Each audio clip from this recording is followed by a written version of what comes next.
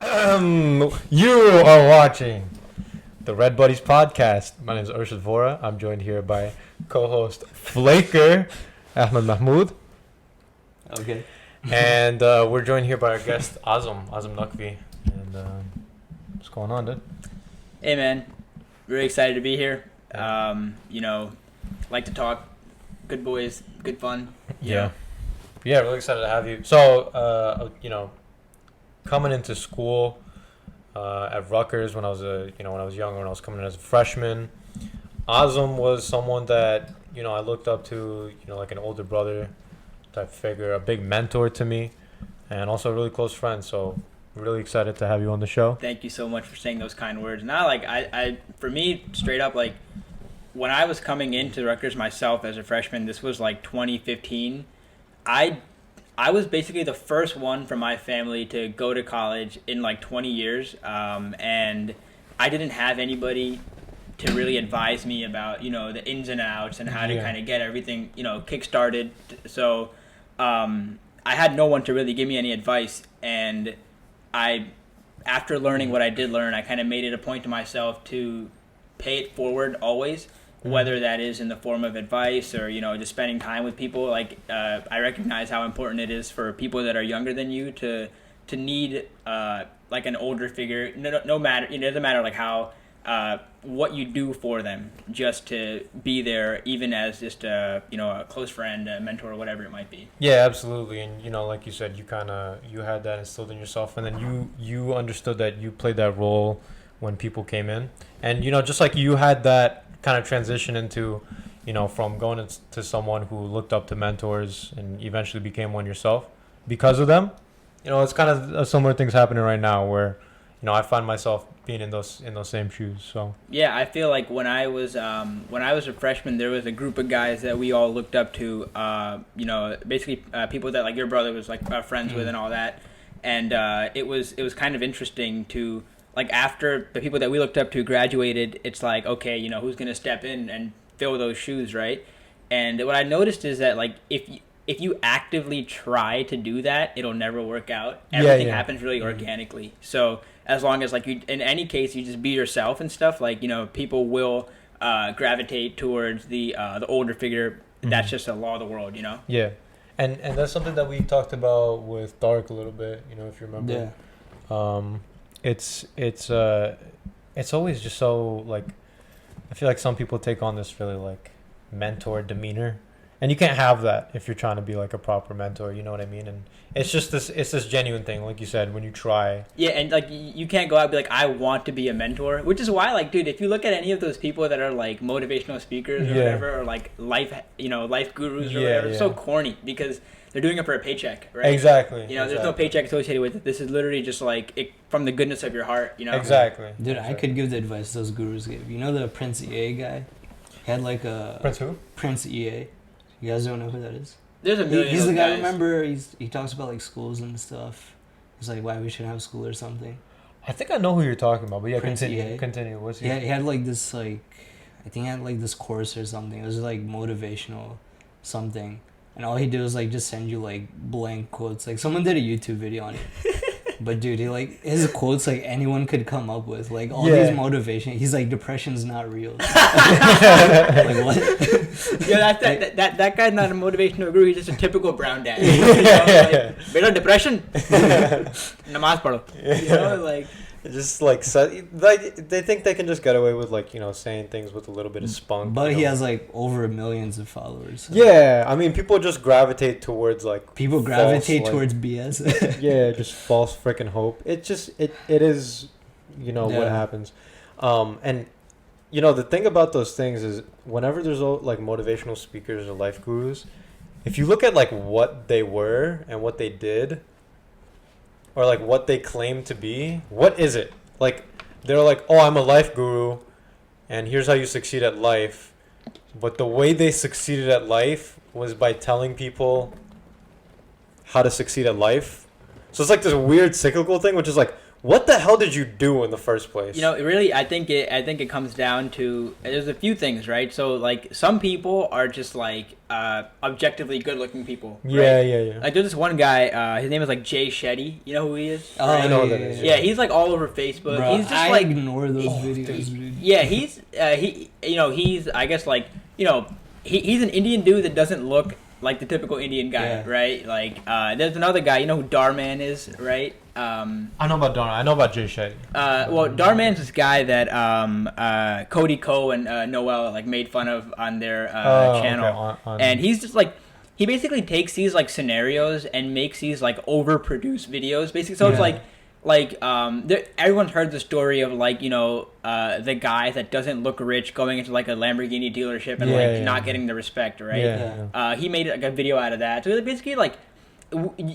The issue at hand is commodifying this, natural human gift of just motivating and helping people, right? Yeah. You've taken what is essentially a free resource that has no monetary value attached to it and started to gain profit from it. So Right. at what point do you draw the line of is this like something that's genuine or, but the thing is that people are, unfortunately, we live in a time where people are so desperate for help that they don't see that they're being taken advantage of.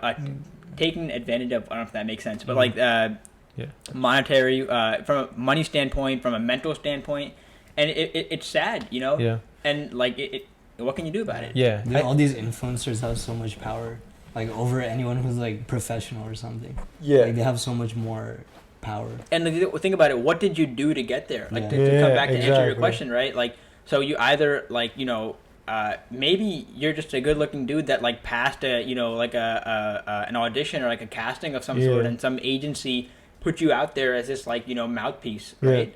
There's another guy. You know who Eric Thomas is? No, I haven't Did you? no. Eric Thomas is this dude. He has a very powerful voice, right? So in the sense, the other aspect of it is if you are a captivating person, right? He had that speech where you might have heard it. It's basically like, what's the quote? It's when you want to succeed as badly as you want to breathe, that's when you will be successful. Okay. He put a story about that, and he just like his voice is so powerful that like he's on like Meek Mill, right, the rapper. Yeah. He's on a bunch of his songs in the beginning, a whole Dream Chasers and everything. So like it really just is. You have to be able to sell yourself in one way, shape, or form as this super motivated guy. Oh, is he that motivation speaker? That like over the motivation videos? Well, Eric Thomas? Yeah. Yeah, that's him. Yeah. Oh, okay. Yeah.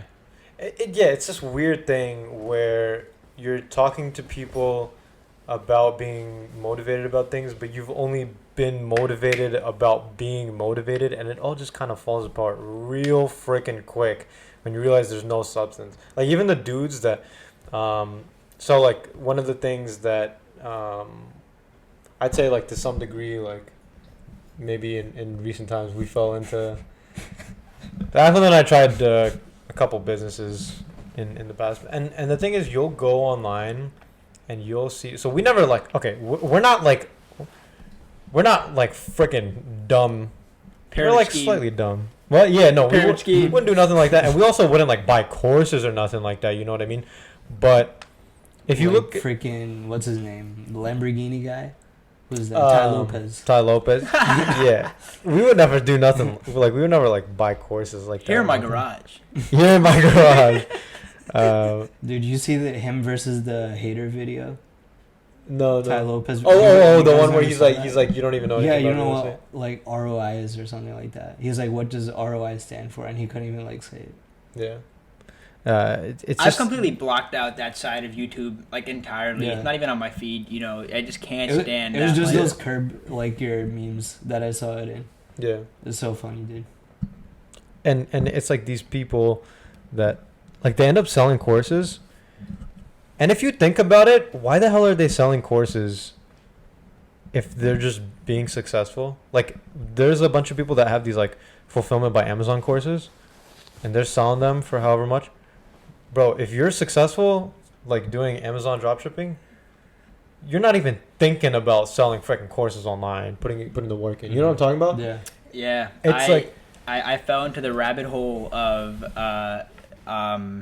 like the stock market, just like because I was like Ramadan, nothing to do, you know. So like I decided to try my hand at investments and stuff, which was overall like beneficial, but not in like the grand scheme of things. Definitely not on some like, you know, I made $1 million, right? Nothing, even not even a fraction of that, right? Yeah. But it's so crazy to see, you know, you start getting those YouTube ads, you get those emails, you know, and it's like dude, like not only sure, I'm sure that you took a big risk and put 10 grand into a random stock and, you know, made money out of it, but like I can't do that. The common man can't do that.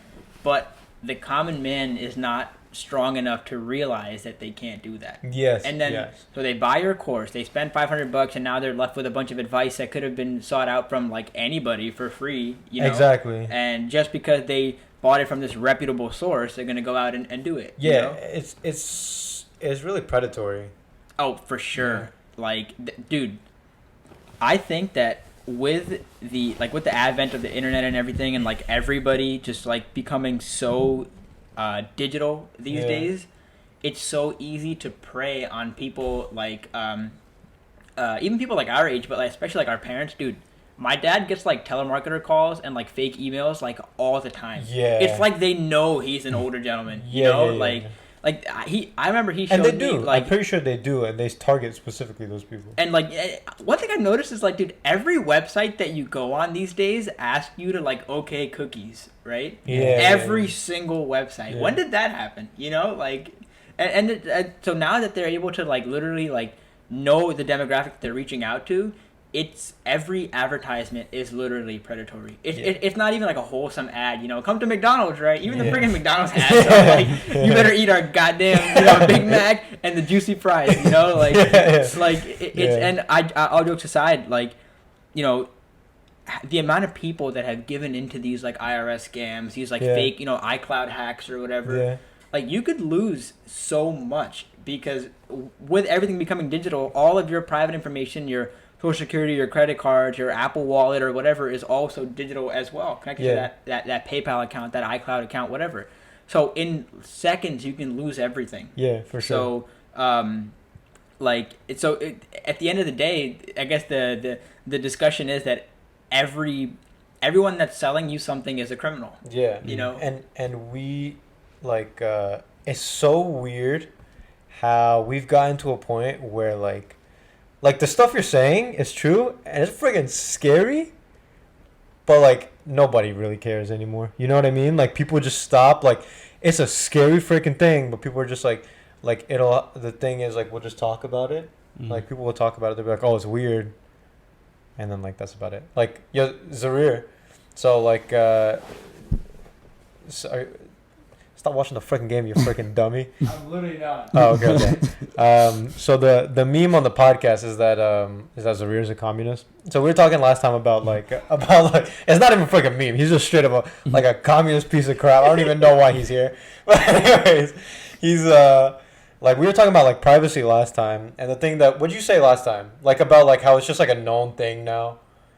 Oh yeah, like all the data that you get from like browsing your search. Like on Google and stuff, and your YouTube view history, and all those things are just like data which people like worry so much about. They're like that should be kept private.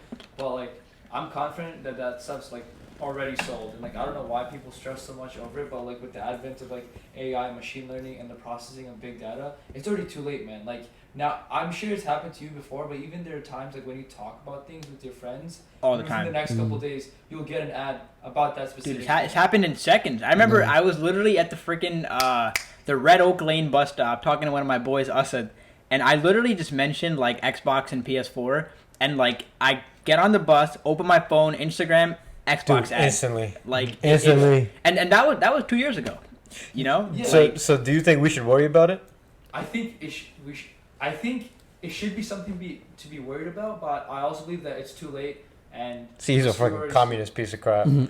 Now I'm actually gonna turn this conversation into a little bit of a conspiracy. What do you think about like the whole cashless society and where that's heading? Oh, son, all right. Cashless society. So okay, so I don't have any opinions, but yeah, go. Okay, so when was the last time you paid with cash for anything? I only pay with cash for tips. Like if I'm at a restaurant. Yeah, Okay. it's rarely. It's rarely. Dude, I swear to you, like literally since I started making money at all, which was like 2014, my first like mom and pop shop job, like I never carried cash. I hated the idea of cash. Like for me, it was so much easier carrying a card. Yeah. I had just literally one debit card, and now I only have one debit card, one credit card, right? Yeah. So like my wallet is literally just a card holder, and there's no room for cash in it. Yeah. And like if you were to, like if you see my car or my room or whatever, there's always like a $1 bill or like a $5 bill laying around somewhere that nobody cares about, right? Yeah. Because I can't keep track of that. But now cash is important. I'm speaking from a very privileged standpoint here, right? Yeah. Cash is very important for the older generation, people like our parents, and also for like the 14-year-old kid that like busts his tables at like his dad's restaurant or whatever, and to save money on taxes, they pay him in cash, right? So and like those when random spots, like continue. So when you go towards a cashless society, now all of a sudden, I'll give you another example. I know that when my mom, when she saved up money to go to Hajj, right, like she knew that like she couldn't. Some people aren't strong enough to keep it in a bank, so she just kept it like a stack of cash behind her bed, right? Yeah. All of a sudden, and you could have a time in like 10, 15 years when that cash is worth nothing. Yeah. You would have to go to the bank and be forced to transfer that in to have a digital amount now, right? There's gonna come a time when like you can literally.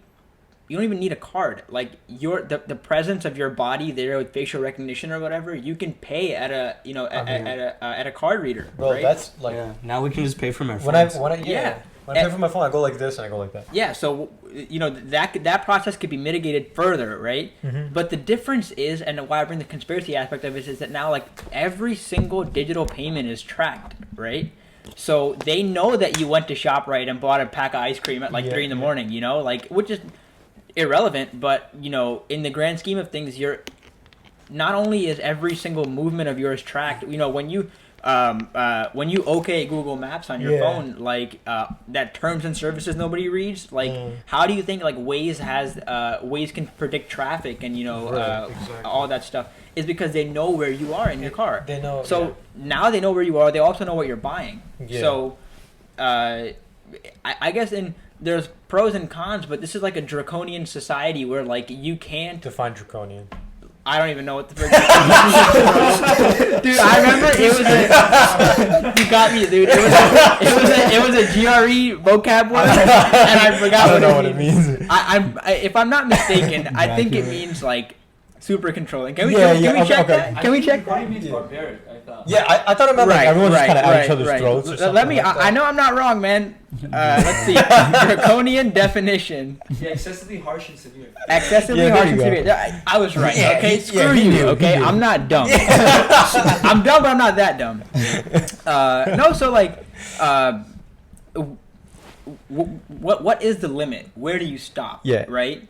So, I don't know. And the thing is, people think, like, whenever you bring up this privacy thing, like, some people don't put enough freaking respect on this issue because they're like, oh, if I'm not doing anything wrong, I don't need to think about privacy. But don't you understand that all these things and everybody knowing everything about everyone, all these, like, major corporations knowing everything about everyone just leads to a more predatory freaking society. Like we talk about, like, when in like Mad Men, sometimes like there's the commentary, there's like the background theme and commentary about how marketing and the marketing industry like preys on people, and like eventually like marketing will like takes over like the freaking minds of people and turns them into like just like soulless consumers. And this is all contributing to that. Even if you're not like freaking, I'm not gonna say that on the podcast. But if you're not doing, things that you need to be worried about getting out about, like even if you're not doing like really sus things, it's still a danger to society. You know what I mean? Right. And I think that the biggest like the biggest I don't know if hypocrisy is the right word. I can't think of the right word. Freaking GRE vocab. But no. So the biggest fallacy is that America, land of the free, right? Like we haven't been free since like technology started. Yeah. And yes, I guess like not having cash would make it super difficult for someone to go out and buy drugs, right? Yeah. But the fact that you can't, like, not that I care, right? But the fact that you can't do that is essentially robbing people of their freedom to choose right from wrong. Right, so exactly. even if, a cashless society would not allow anybody to partake in bad things, but taking away that opportunity also robs people of the ability to learn right from wrong. Absolutely. As well, Absolutely.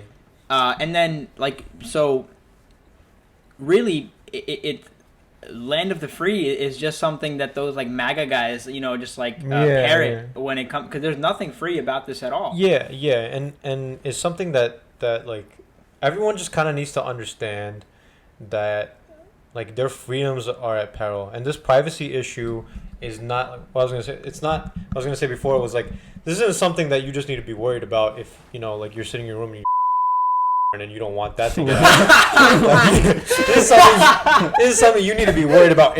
Like period, son. Like whether you're freaking doing that or not, like this is an issue. I wonder if that's gonna get edited. That's gonna we're gonna believe that. But yeah, I mean, like you said, we don't. There's a horse in the room right now, bro. Not an elephant in the room. There's a horse in the room. That's what Zero watches. That's why Zarir sat behind the camera. He's a freaking communist. He's like. No, but I think like in all honesty, like we were talking about this earlier, right? When you take away people's ability to decide right from wrong, essentially you're not literally telling them what to do. Yeah.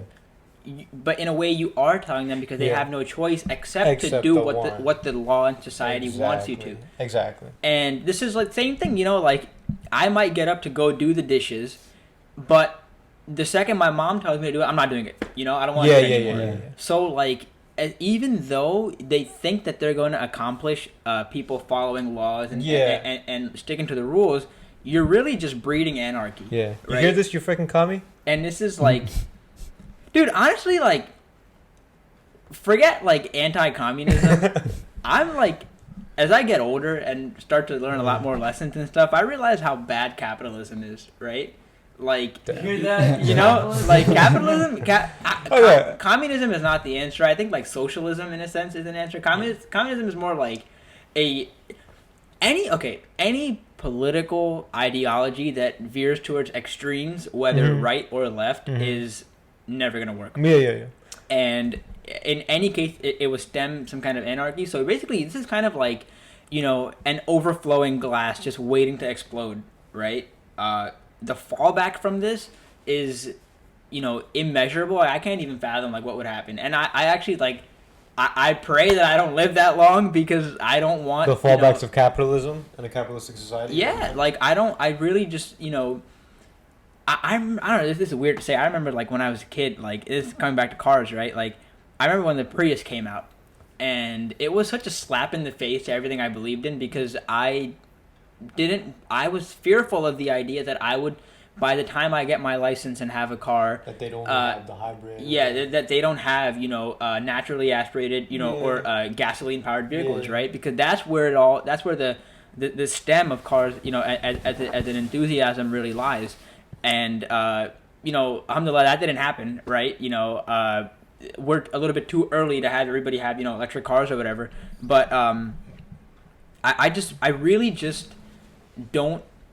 I guess like the more I get older, the more I just kind of want to like isolate myself from everything and just like live a very simple life that isn't preyed upon by these by capitalistic ideas. It's this weird. Okay, you're right. There's a lot of faults in like this is like this is actually something we didn't mention really last time about, you know, capitalism, communism.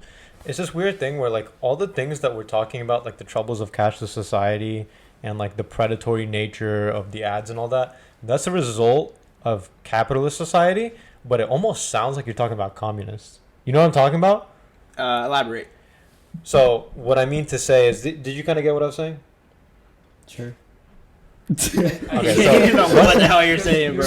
Your main point is that, for at least you believe that whenever someone says communism or a communist society, is that whatever the person is doing is forced onto them by society. And when Right, you're talking exactly. about cashless, like not using cash and like the advertisements and everything, it's almost as if someone is telling you, hey, Yeah. you have to do this. But you, in your mind, you think that capitalism is supposed to be the free market and the free this and everyone does whatever the hell they want. But in reality, it's Yeah. not that. It's that. Yeah, and But it's in like a it's like sense, at it's like a different. You're drinking poop water out of a freaking red toilet, or you're drinking poop water out of a freaking blue toilet. But you're still looking up the freaking poop water. You get what I'm saying? That sounds exactly. You just described our political election climate. And I use red and blue too. You did use red and I blue. use red and blue. That is exactly like we're getting screwed either way. You know. Yeah. Can we talk about how Joe Biden's by the way? Joe Biden is the king of the. I don't care. I hate both of them, dude. I think I hate Joe Biden more than I hate Trump. Okay, elaborate. Go ahead. That's gonna be a freaking. I hate both. That's of them. gonna attract them viewers, baby. I hate both of them, but okay. Yeah. like, so I mean, hey, like. Everybody watches Hassan Minaj, you know, I hate Patriot that Act, people, right? I will say it on air, you know, I get all of my political views from Hassan Minaj. Dude, I hate that guy, by the way. no, I think like, even though he might not be the funniest dude, I think it's very good that he's the only person that came out with a news, even though it's obviously a liberal left-leaning news source. Yeah. It helps people, like, you know, idiots like us know kind of what's going on, right? Yeah. And it's up to you to take that and form your own opinion with it, and not just parrot what he says, because, you know, he's all Hassan Minaj. Yeah. But the problem with the Democratic Party is that they are split into two factions, right? Yeah. So there's a moderate party, and then there's a very liberal party. Mm-hmm. So the moderate would be I don't forget. Is it Nancy Pelosi? Is she the weird one? The really moderate, whatever. Okay, so we'll use Joe Biden, right? I don't know anything about politics. I think isn't Nancy Pelosi red? No. I don't know. I don't know. I don't want to be an idiot. Damn thing. So okay, we'll use Joe Biden, right? Joe Biden is a moderate, right? And the problem is that being moderate, you don't really accomplish anything, right? You have to, you know, like they have the typical Democratic values of like, you know, healthcare and all that stuff, right? But like, you have to have. We've seen it with Trump. Like you can only fight an extreme with an extreme, right? So the extreme, the antithesis of Donald Trump is like AOC, right? Yeah, but so I like, freaking hate her though. Nah, how do you feel about it? AOC is gorgeous. Okay, but no, but all jokes aside. Okay, like I'm gonna stop simping over AOC. But she's a polarizing character. Yeah, but I think that Donald Trump has undone so much of progress that we had, whatever, and just kind of in terms of the social climate of this country is terrible, right? Like. I'm not saying that racism doesn't exist and it never existed, because everyone's a closet racist, right? Yeah. Like, you know, even when, like, you know, Obama was president or whatever, like, you could, if you drove down to friggin', you know, like South Jersey, like on Eid or whatever, and you stopped at a Wawa, you know, to like get a drink or something, you're gonna get stared at, right? Like, that's normal. But the issue becomes when these closeted ideas become out in the forefront, right? Yeah. And people are, you know, wearing this tattoo on their face that, you know, I'm a freaking racist, right? Yeah. You can only undo that by having somebody like AOC, having someone like Bernie, you know? Because even though the president doesn't really do anything, right? Like as much as like local leadership does, you need that that figurehead to kind of be a role model in a sense, and like whip people into shape with their words, essentially. Yeah. So like, back to Joe Biden. He's a moderate. Well, so just the thing that you said about AOC, I think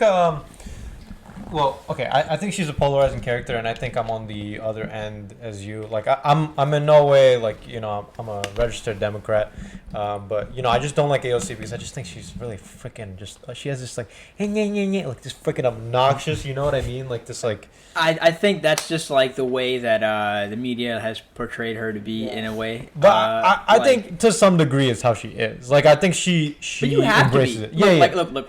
Like I guess like as like, even if you're like completely like incel, right? Yeah. You have to appreciate the fact that like women do get stuff done, bro. Yeah, like, for sure. Like for someone like. No one is gonna take like a dude like a whining dude seriously, right? Like, but when like a woman comes into play, like, you know, like, and has these opinions that make sense, you know, I guess I don't believe everything she says, right? Because I'm not a registered freaking Democrat, like, I think for the state of the political climate, like it's important, right? There's been such a paradigm shift, like after you know, Trump became president, that you can now every single candidate has to be polarizing in order to tip the scale from red to blue. Let me say this. So I was gonna say AOC, in my opinion, is this like annoying piece of crap. But now here's the thing: I don't know a lot about politics. I don't know a lot about where people stand on certain issues, whatever. Maybe I should. But just as a human being, sometimes what you're looking for is someone that's easy to get behind, someone that has this like traction, this personality that makes people gravitate towards them. AOC has that. I think Bernie Sanders had that, and Andrew Yang had that. Like Andrew Yang was like, I don't even know what that, but he was just such a the way he carried himself, the way he talked. He was just someone that was easy to get behind. I understand I really disagree on that. What? I really disagree. I think the only reason... Bernie Sanders. How about Bernie Sanders? Bernie Sanders. We'll talk about Andrew Yang right after. Let me just finish this point. Bernie Sanders is someone that was easy to get behind. Now, I don't know, he's a socialist or something. I'm no freaking socialist. But I probably would have voted for him just because, like, at the end of the day, he was promising more money in my pocket, and he's someone that's easy to get behind. But Joe Biden is just this freaking foaming at the mouth, forgetting the middle of his freaking set, like forgetting what he's saying in the middle of his sentences. If you have a problem figuring out whether you're for me or for Trump, well then you ain't black. Yeah, you know, like come on, like just man. Someone so stupid, just someone like you look at and you're like there's a degree, like, okay, like the president isn't like the only freaking person that makes decisions, but they're the figurehead and they're the face of the executive branch of your freaking government, so it kind of matters what kind of person they are. Dude, no amount of drugs can like undo his dementia, dude. Like, yeah, I think correct me if I'm wrong. I think that if he becomes the president, he'll be like the oldest president ever. How old is he? Like 90? I don't know. No, I think he's like, I don't know. The Google is he search as time. old as Bernie Sanders? Bernie Sanders looked the same for like years. Yeah, isn't Donald Trump like 80 something? He had like white hair when he was in college. Isn't Donald Trump like 80 something now? Really? No. Joe Biden is 77. Oh. Damn. And Trump is 74 right now. Okay, and Bernie Sanders is. There's a funny thing about 78. Well, I mean, Bernie Sanders is, you know, like cognitively sane. You know, he's not like he doesn't have any, you know, signs of dementia. He can formulate a sentence. Yeah. You know, like I just think that, like, okay, what I will, and I get one of my friends, Arib, always argues with me about this, is that like, shout out Arib. Biden is better than, shout out Arib. Yeah. He yells at me about politics all the time. Biden, the only thing he will accomplish is that people will kind of start to take us seriously because, you know, Donald Trump isn't our president, right? But he's like the most pro-Israeli candidate there has ever been. You know, he's like, there's no different than like Obama dropping bombs in, you know, freaking the Middle East, and right? So like, I don't know, like, it just really makes me mad. The whole two-party system just sucks, right? Yeah, absolutely. You know, this is a never-ending conversation. Like, it's like every Castro for president. What's up? I said Fidel Castro for president. Isn't he dead, bro? Fidel Castro for president. You get a cigar. You get a cigar. You know, everybody get Cubans. Yeah, every time election season comes around, everyone says the same thing, which is, oh, we're picking between like two freaking or like, you know, we're picking like. Yeah, the funny thing is like you guys see Bill Burr on Conan. No. Like one of his interviews was pretty funny. He's like, how do you feel about Trump being president now? He's like, well, nothing really changed. Yeah. Exactly. he's like, I'm living the same life. Yeah. That's very privileged. Obviously, a very white privileged thing to say, but yeah, I thought it was funny, but I still think it had a bit of truth to it. I think for most people, like nothing really changed. But there is like this, you know, there's like this.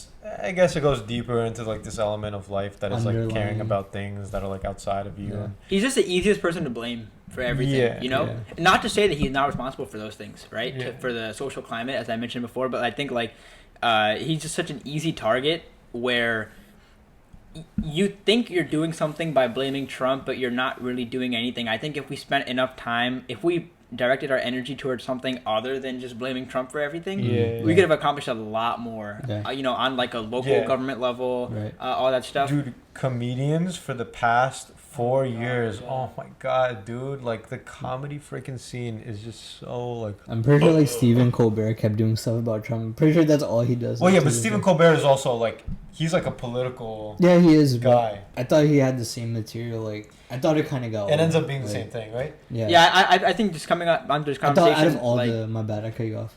But I thought out of all the other people, he just kept doing the same material. And they all do the same thing, you know. What the hell did John Oliver talk about? Like, you know, he just did like. I'm not sitting through a 40-minute. You know, I could barely get through an episode of freaking Hassan Minaj. You know, like, but. I personally like John Oliver. Yeah, I will say he's a little bit more tolerable than Hassan Minaj. It's a cringe comedy. Yeah. But I think like, it's just if you start to portray politics only in a comedic light, you're never gonna get people our age to become serious about it. Yeah. And to really, we don't have like we need like a Mr. Rogers equivalent of like, you know, comedy. Not comedy, politics. Terry you know. Crews. Well, you know, it's not even the comedians that are doing this. They're not even because you would expect that from John Oliver, Hassan Minaj, whatever. It's just every freaking comedian goes up on stage and does Trump jokes. It's like, dude, shut up. Not even Trump jokes, but like now you can capitalize on like, you know, racially charged jokes, relatable humor, which is like so overplayed in my opinion. And also now the new one, which is kind of like we went in the other direction. Now the new one, okay. Two of my favorite comedians of all freaking time, Dave Chappelle, Bill Burr. Like, if I ever say anything, if I ever criticize them, it must be because I really freaking thought something, right? It's because I really felt the type of way. And let me say their last two specials, or like each of their last specials, was like the same freaking joke that I've heard a million times on Reddit about how like everyone's becoming too soft, you can't make fun of everyone, snowflake culture. So it's going in the other direction now. And Dave Chappelle got dragged for that. Yeah. He got dragged for all the stuff he said. Well, I thought the reason why I was kind of upset was because I was like, dude, come on, like I've heard these jokes before. It's just not that Dave funny Chappelle, a recent one? Sticks and Stones. Oh, that one. Dude, I watched that entire comedy special. I didn't laugh once. Yeah, and Dave Chappelle is someone who has you rolling usually. Yeah. Right. Like he has you freaking rolling. I think his old ones are the best ones. Well, to be fair, I mean, I'm just like an outlier because I don't laugh at like forced comedy at all. Yeah, I don't either. I laugh at like retard humor. Yeah. But, like Joey Diaz type stuff. Like, I don't know who that is. No, I really like Eric Andre. Yeah. Eric Andre, South Park. You know, like that's my type of stuff. Like, I'm not like. You're going there. How corny is that, bro? Think about it. You're going there to laugh, right? Yeah. Like something has to really elicit a response where you laugh at, right? Yeah. And stand-up comedy, I'll say it. Stand-up comedy sucks. I'll say it right now. I've never. I can watch like any stand-up comic with a blank face, and that's an open challenge. You know, for the most part, except the ones that are really good, and Eric Andre. Yeah. No. Well, did he ever do stand-up? He did. He went on the stand-up tour. I was supposed to go to it, but I didn't get tickets. Also, Hannibal, freaking what's Hannibal his name? Buress. Yeah, He's I don't think Hannibal supported Eric on this tour, but Hannibal is funny. He's a funny guy. He's super unforced, just like a really like. And if you're not natural, like that's why I freaking hate Azam and Haj, because every joke is just like very exaggerated, like hand movements, like very like calculated setup. I'm like just ease up a little bit, say the joke, say it with your freaking chest. Like Hassan Minaj, like I know that when the recent I showed my dad one of the ones. This was the one about the he was analyzing how we got here with this two garbage candidates, right, that we're left with, and the jokes were so forced. Yeah. Like I cringed every time. I had to rewatch it because I showed my dad. I was cringing. It's like those like primetime TV shows, except it doesn't have a laugh track. Yeah, it makes it even worse. Yeah. At least put a freaking laugh track on there. Like I would appreciate it. That it's garbage. The silence is deafening. Yeah, yeah, for sure. Sorry, what were we talking about right before that? I was about to switch gears. All right, wait. We were talking about all right, cashless society, cash, math, calculus. Who's that guy? Who's that calculus teacher? Dr. G. Dr. G. You like that transition, by the way? I do like the transition. Dr. G, the G stands for GOAT. What's his name, actually? What's his freaking name? I think it's like Dr. Guidani. Well, what'd you guys call him before? MIDTECH on Reddit. Oh, that's his Reddit. Reddit. That's his Reddit username. Yeah. His name is MIDTECH? God, what a freaking loser. Nah. Is MIDTECH supposed to be like a video game thing or something? I don't know what that. Maybe it's just a. Maybe it's a reference. It doesn't mean anything, right? Yeah, whatever. You don't know what it is, right? So, what we were talking about. Yeah, Zarir's our resident freaking idiot. Lame. Resident freaking nerd idiot lame guy. Hey, we don't drag the young ones out here. I'm out here for you. I'm out here for you. These are supposed to be my seniors. Look at how they're treating me. Hey man, that's you two are the same freaking age. This is not what I taught you. This is not how you mentor people. Technically, he's older than me because he's supposed to be graduated by now, but he's staying to do gender studies. Oh wow! Did you know that? Wait, are you serious? SJW in the making. What? No, not gender studies. Oh, someone said they were doing gender studies. Well, actually, Isn't it Omar? Yeah. Gender studies. Omar Khattak is doing gender studies. Oh, I think he was like kind of joking about that, but we'll say that definitively on the podcast. He got an email about it. Oh yeah. He's officially a gender studies minor. I think he thought it was like a joke or something, but Omar Khattak is a gender studies minor. Anyways, what were you saying? Hence the 2,000 followers. We were hey man, if it gets you the clout, I will cut off an arm and a leg for clout. Like but so back to MIDTECH, right? So we were discussing this before the camera started rolling. He is a calc professor who I guess like a lot of like snotty kids, like when you take calculus your freshman year, right? Like I took calc my freaking senior year, but you're surrounded by a lot of kids that came right out of high school and don't know how to appreciate a professor for who they are, right? Sure, I'll give it to him. He's a little bit harder and a little. Did you have him? A little bit more stern. Yeah, I had him. He's a bit more stern than any high school teacher, right? But I don't know. I guess like I'm the kind of person that always follows the rules and does what the people ask me to, right? So like. I like the dude. I respect him a lot as a teacher, and he was a great teacher for a subject that sucks. Like he was an awesome teacher. Maybe not the coolest guy in the world, but I liked him a lot. So now he has a very active presence on Reddit, right? And I was in the class that he caught that kid complaining about him. So right? Tell the story for. So essentially, what happened was. Dude, this is freaking legendary rock. Oh yeah, that happened. So I don't know who the kid was. He never mentioned it in lecture. It only happened on Reddit. So, typical, somebody fails an exam, freshman fails an exam, and he goes to Reddit to rant about it, right? And now Reddit is a relatively anonymous website where no one knows what your username is. But the kid, whoever it was, guy or girl, they mentioned that, they mentioned Dr. G. They mentioned that I emailed him, like to ask about this. And he didn't do anything. What the F, like, screw you, this, that, the other, cursing him out and stuff, right?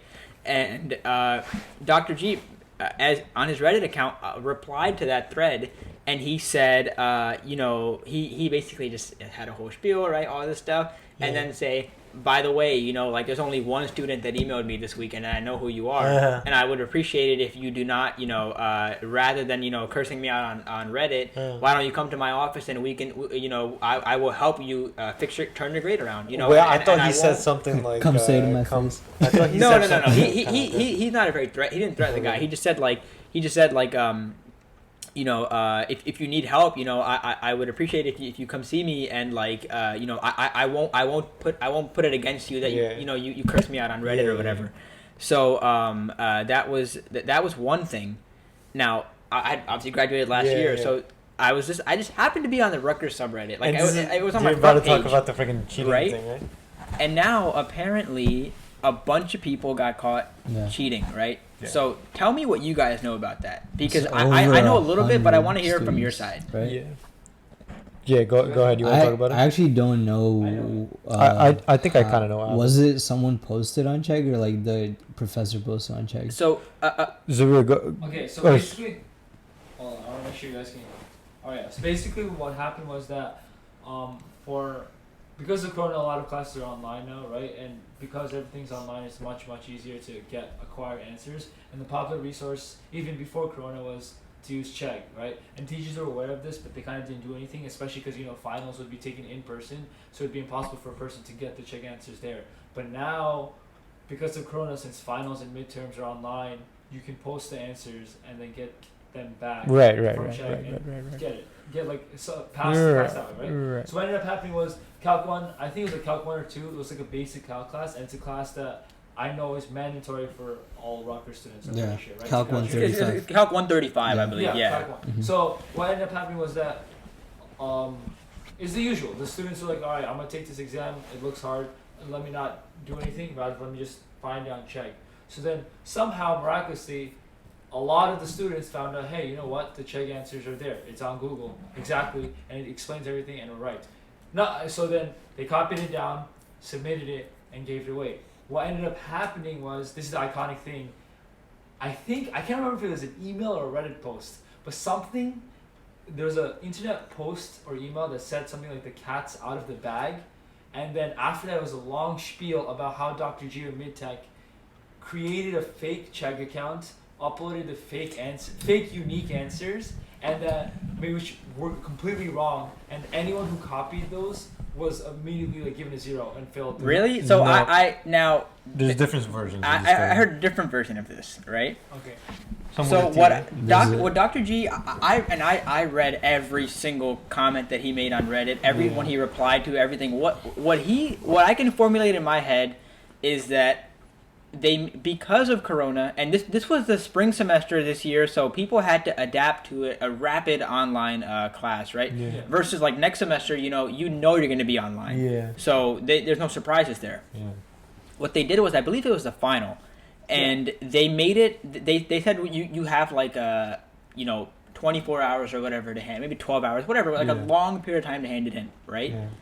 And those, any exam that you take, a paper exam, if you look in the corner or whatever, it'll say copyright Rutgers University, copyright the professor's name, whatever it is, right, with a little copyright logo. And when you upload, now, Chegg is good for, let's say you have a textbook problem that is not related to your quiz or whatever, any grade, and you upload it for help, that's what Chegg is for. Yeah. But Chegg actually, Dr. G, I think he commented this and said Chegg cooperates with universities to catch cheaters. Yeah. So when Chegg had noticed that there was a Rutgers copyrighted exam uploaded to their platform, they were able to track every single hit that went on that page.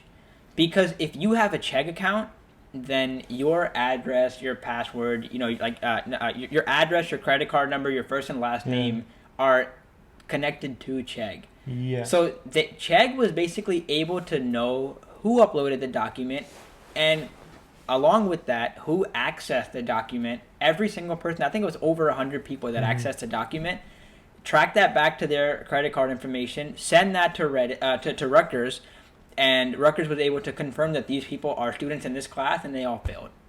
That's what Dr. G. That's what I formulated from his comment. Yeah, What happened? and I don't think he would go as far as to upload a fake exam. I think when I heard it was specifically whether or not he made the answer or whether or not he did that is questionable. But what I heard specifically was the question was an impossible question. Something like that. Yeah, my bad. It might not have been fake, but it was like uniquely identifiable. Yeah, it was from like okay. Yeah, and like it was like if you had a certain answer, like you knew because you couldn't get to that answer. You couldn't get to that answer. Like you couldn't. Dude, now this is kind of that was my first experience with finding out that people had cheated widespread during Corona and stuff. Now I was taking Orgo 2 this summer session 2 at Middlesex, and so I took Orgo 1 in the spring with my professor, who was awesome, by the way. Love the guy, right? So what he did was we had one exam. Total of 5 exams, 4 midterms, 1 final. Uh-huh. 1 exam was in person. Okay, the next 4 exams, 3 midterms and 1 final that were remaining happened online. Yeah. So they didn't have time to rewrite those exams, so they made them all multiple choice. Yeah. Now, anyone that's taken Orgo, like a multiple choice Orgo exam is really easy. Yeah. Like if you studied even a little bit, like it's really hard to screw up, and even if you don't know the answer is in front of you, you have like a 20% chance of getting it right. Yeah. It is entirely different than coming up with a mechanism from scratch, from your head, or writing something super complicated out, right? Mm-hmm. So all you get is multiple choice. Along with that, he dropped the lowest exam. So it was really hard to fail that class. Yeah. So alhamdulillah, I did really well in that class because of that setting. He also made the exams open book too. Yeah. So open book as in not check, but you could use your own notes. Yeah. Use your own notes, use everything, right? So, and the exams were taken straight from the homework as well. So you did the homework, you have your homework answers in front of you, have all the exam answers in front of you. It was like a freebie. It was like So I was like, shit, let me take the same class with the same professor, Orgo 2, in the next summer session, right? So I did, and he completely flipped the script on us, right? Oof. So no more multiple choice exams. All exams, he would upload them to Canvas. You download them, and you would basically write it out on a piece of paper, scan the piece of paper answers, and then email it or upload it to Canvas, right? Yeah. So no open book. Open-ended questions, not multiple choice. Lowest exam This not was dropped. just now, this summer. Yeah, this summer. Literally just a few weeks ago. 1 exam isn't dropped, and considering the fact that I took all of Orgo 1 with open book, I didn't know anything to really be able to replicate stuff from my head as well as I would have taken a regular class. Because I basically, essentially, not cheated, but open booked my way through Orgo 1. Now I'm taking a harder class. I don't know what the hell I'm doing. So he mentioned that there was the reason why he made all those harder standards for passing the class and not dropping an exam is because people were cheating. Yeah. Right. Now what I'm curious is even he mentioned he said that there has been widespread cheating in Orgo 2 as well this class, and you might see a grade in the grade book, but it might change later on. Yeah. Right. I don't know how he identified that people were cheating. Well, right? I know that, yes, you can, Chegg is obviously one way to access it. So, even if we were, kind of had, a tab open or whatever, right? Yeah. You knew not to use Chegg, right? Yeah. I don't know if he's, going back through the Zoom meeting that's recorded and looking at people's eyes. I don't know if he's looking at people's answers that are the same. I have no idea. Well, so the way sometimes I think people cheating is they have, all these statistics afterwards. They have, histograms and all that of how everything worked. And it's what's it called? They see, the similarities between answers. They see all these things. And then they kind of deduce that such and such student was so-and-so student was cheating, whatever. And the thing is, they had people will talk about this in a certain context. I think we kind of talked about this a couple times actually before with some other guys. But people talk about this whenever they talk about that freaking neckbeard professor, they say it and they talk about how he caught all the kids cheating. Though a lot of times it's under the context of, isn't that so freaking messed up that he failed more than half this class? But 2 things. One, if you cheat, now I said this on another. I'm not gonna go on record and say I cheated. I've ever cheated. I've never cheated in my life. Stay in school, kids. Stay in school, kids. Don't cheat. Don't do drugs. I've cheated. Fidel Castro for president. But I've what's it called? Maybe I've done something that resembles cheating at some point, right? We all have. And when you, I'm not saying I cheated to my future employers, but when you cheat, you automatically, you can cheat, and I don't hold anything against anyone who does cheat. Of course, it's like, morally not the best thing to do, but I personally, like, I'm not gonna judge you if you told me you cheated in a freaking class. But when you cheat, you have to understand you automatically agree to take the repercussions if you get caught.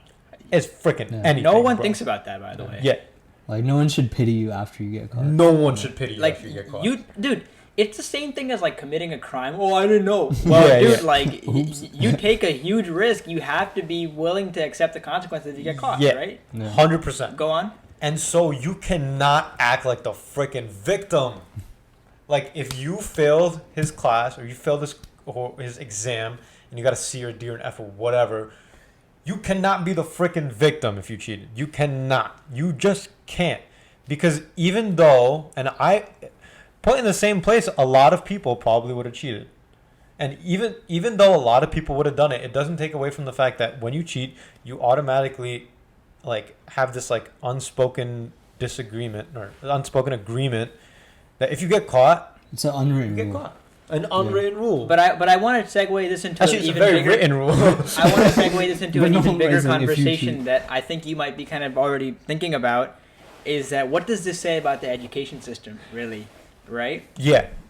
Specifically now during Rona, oh man, things are freaking now. So when we had Tariq on, we were kind of talking about this. Tariq said there's already holes in the education system, but now Rona has taken those holes and just so now everyone can see them for exactly what they are. And now the thing is, like, you can't. So okay, what were you gonna say about the education? So what I was system? gonna say is that, like, let's just talk about like Calc 1, for example, right? Calc 135 is a required course for basically every single Rutgers major, except for maybe like poli-sci, I don't know, or some kind of writing major. Gender studies definitely doesn't have no Calc 1 in it. But so as a I hate this word, but as a pre-med student, right? Yeah.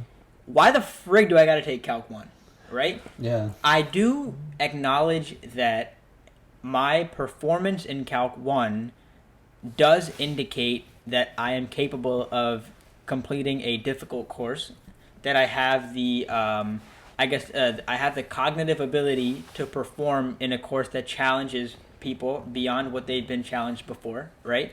And I don't necessarily think that education should just be easy, a walk in the park, right? There are challenges, and that makes you grow as a student, as a learner, and as it should develop a love for education and scholarship in you. Yeah. But that's exactly what the education system doesn't do. Even in like like South Asia, right? Like in China, Japan, India, Pakistan, like these kids that are 3 years old that can tell you the freaking times tables to 12, right? Yeah. Education is not so. This is very corny, but in high school when I graduated and we had that in the yearbook, our senior quote, right? I had a quote from on the internet. It said Umar ibn al-Khattab radiallahu anhu. He quoted this. It said, "Do not be an arrogant scholar, for scholarship cannot subsist with arrogancy." Right? I know, very simple quote, but like really, to be educated, to seek education in any field is not about making money. It's not about being the best and these societal pressures. It's really about like being blessed enough to pursue something you enjoy and to love it so much that you want to do it as a career, as a passion. You want to apply that. Right. And making us take these bakwas courses that nobody wants to take is going to draw people away from that. And that's just like the only that's only one of the holes in the system right now. There's so many more that you can talk about. Right? For sure. So when you're faced with like, I have never, I've never really outright cheated on an exam or anything like blatantly, right? But I understand, you know, like not to justify the behavior, but I think that there, you know, like when you're pushed against that corner, right? Okay, I only want to learn about the human body. I don't care about freaking, you know, derivatives and stuff, right? Yeah. Like it's very easy to fall into the pressure of cheating, for sure, right? But it shouldn't be that way, you know. Like we need an entire paradigm shift to happen in the education system, but it won't. Why? Because it's not profitable. Absolutely. Capitalism, bro. What were you gonna say? I was gonna say business school speaks exactly to that, because like, dude, we freaking have BS classes like from the beginning. Oh, y'all don't learn nothing. Yeah, we have 14 core classes and then maybe like 7 relevant classes You're for a whole 4 years. It's honestly like, that's why I was like considering. I was like, should I do CS? You have the same education as a freaking high school graduate. So. I don't know a single business major that knows anything. like you guys are just parents. Bro, like, you guys are just what? Parents. Like, yeah. Oh, you know, I got my suit on today. Yeah. What's that freaking class where you got to dress Business up? forum. I'll never get offended by someone saying, "Oh, you're a business kid," or being made fun of. Dude, I make fun of business. That's the thing. That's the thing I give Ahmed credit for, is you can make all these freaking business jokes, and most of them will deny it. He accepts it, but it's okay. You played the game, and you're freaking winning the game. You're going to business school. You're not doing freaking nothing. But accept the truth. It's easy. And yeah. So this is what you were talking about. Is the holes in the system has kind of made education this game, and I personally, you know, I think there is, like, to some degree you can play the game, and I think there's some degree of playing the game. Ahmed's doing that. I would say respect. It's true. Yeah. Respect, but at the same time, people shouldn't. On a large level, people shouldn't play the game. But if you're part of the game, like, go ahead and freaking play it. You know what I mean? Like, it's like, the thing you were saying, though, about the calc classes is, I think the whole, the thing in the education system that like, so you were talking about how there's, like, you could either treat education as, you know, like a means to, you know, getting a job and stuff like that. And I kind of see how that could be beneficial to some people, like learning a trade, learning things so that it becomes profitable. I think there's space for that in society, but then also the thing that's more noble, which is that you were saying, and the thing that people should be more inclined towards is education for the sake of, you know, like academia at large and stuff like that. Now, the thing about you know, pre-med students taking Calc 1, I think the point of that is supposed to fulfill the second point, but school and the system has pushed us into the first point. So now we're like, what in the hell are we taking this for? Because at the end of the day, it feels like everything in the system is like us just crunching things, memorizing stuff for the sake of getting past an exam. You know, like the funny part is that even if they did create, like, so Calc 135 is supposed to be the regular calc for everybody. Yeah. And 151 is like, you know, aides, right? Like engineer, those guys, right? But even Calc 135, I believe, is way too difficult. And it just doesn't, like, it's not even the class and the difficulty level. It's also the professors as well, right? Mm-hmm. It's also the people who are teaching you, which is why I had a good time with Dr. G, because say what you want about him, the dude can freaking teach, and he enjoys teaching, and like, take any crappy class, right, dude? I don't even mean to like to brag or anything, but like, you know how many people like shit their pants at the sound of orgo, right? Mm-hmm. Like, with my professor that I had, and granted it was at Middlesex, so it was a lot easier than Rutgers, but my professor was, like, he's an angel, bro. Mm-hmm. Like, this guy's method of teaching, I feel so bad for him that he was limited to online, because while we were in class, and, like, you know, going to class every day, sitting and paying attention, man, that guy's a G, dude. Like, you know, actually wants to teach, takes the time to make sure that we all understand. If every professor did that, then sure, have your Calc 135, you know? Exactly. Have your, you know, quantum physics, whatever is required, right? Like, that's okay. But you're getting screwed from both ends, you know? So Hamza Farouk, I was just talking to Hamza the other day. He told me that he was actually just like, I don't know why anyone would do this, but he was looking at like the Princeton like class schedules or something, or like curriculums of majors, right? Must have been really freaking bored to have to do something like that. Serona, man. Serona. Yeah. But it was insightful what he said, like, and it was, some insightful research he did. Their curriculums for almost every major. Now, Princeton is freaking Princeton, right? Princeton is freaking Princeton. Like, all I have to say is Princeton is Princeton, and that's the kind of name Princeton has. If you look at their curriculums for all these majors, almost every major has to go pretty, like at Rutgers, everyone has to finish Calc 1, like, take one math class, and then, like, call it a day, be done with it. The way he was saying this, and maybe someone can verify, I don't think anyone from... Are you doing okay there, buddy? I'm trying to... No.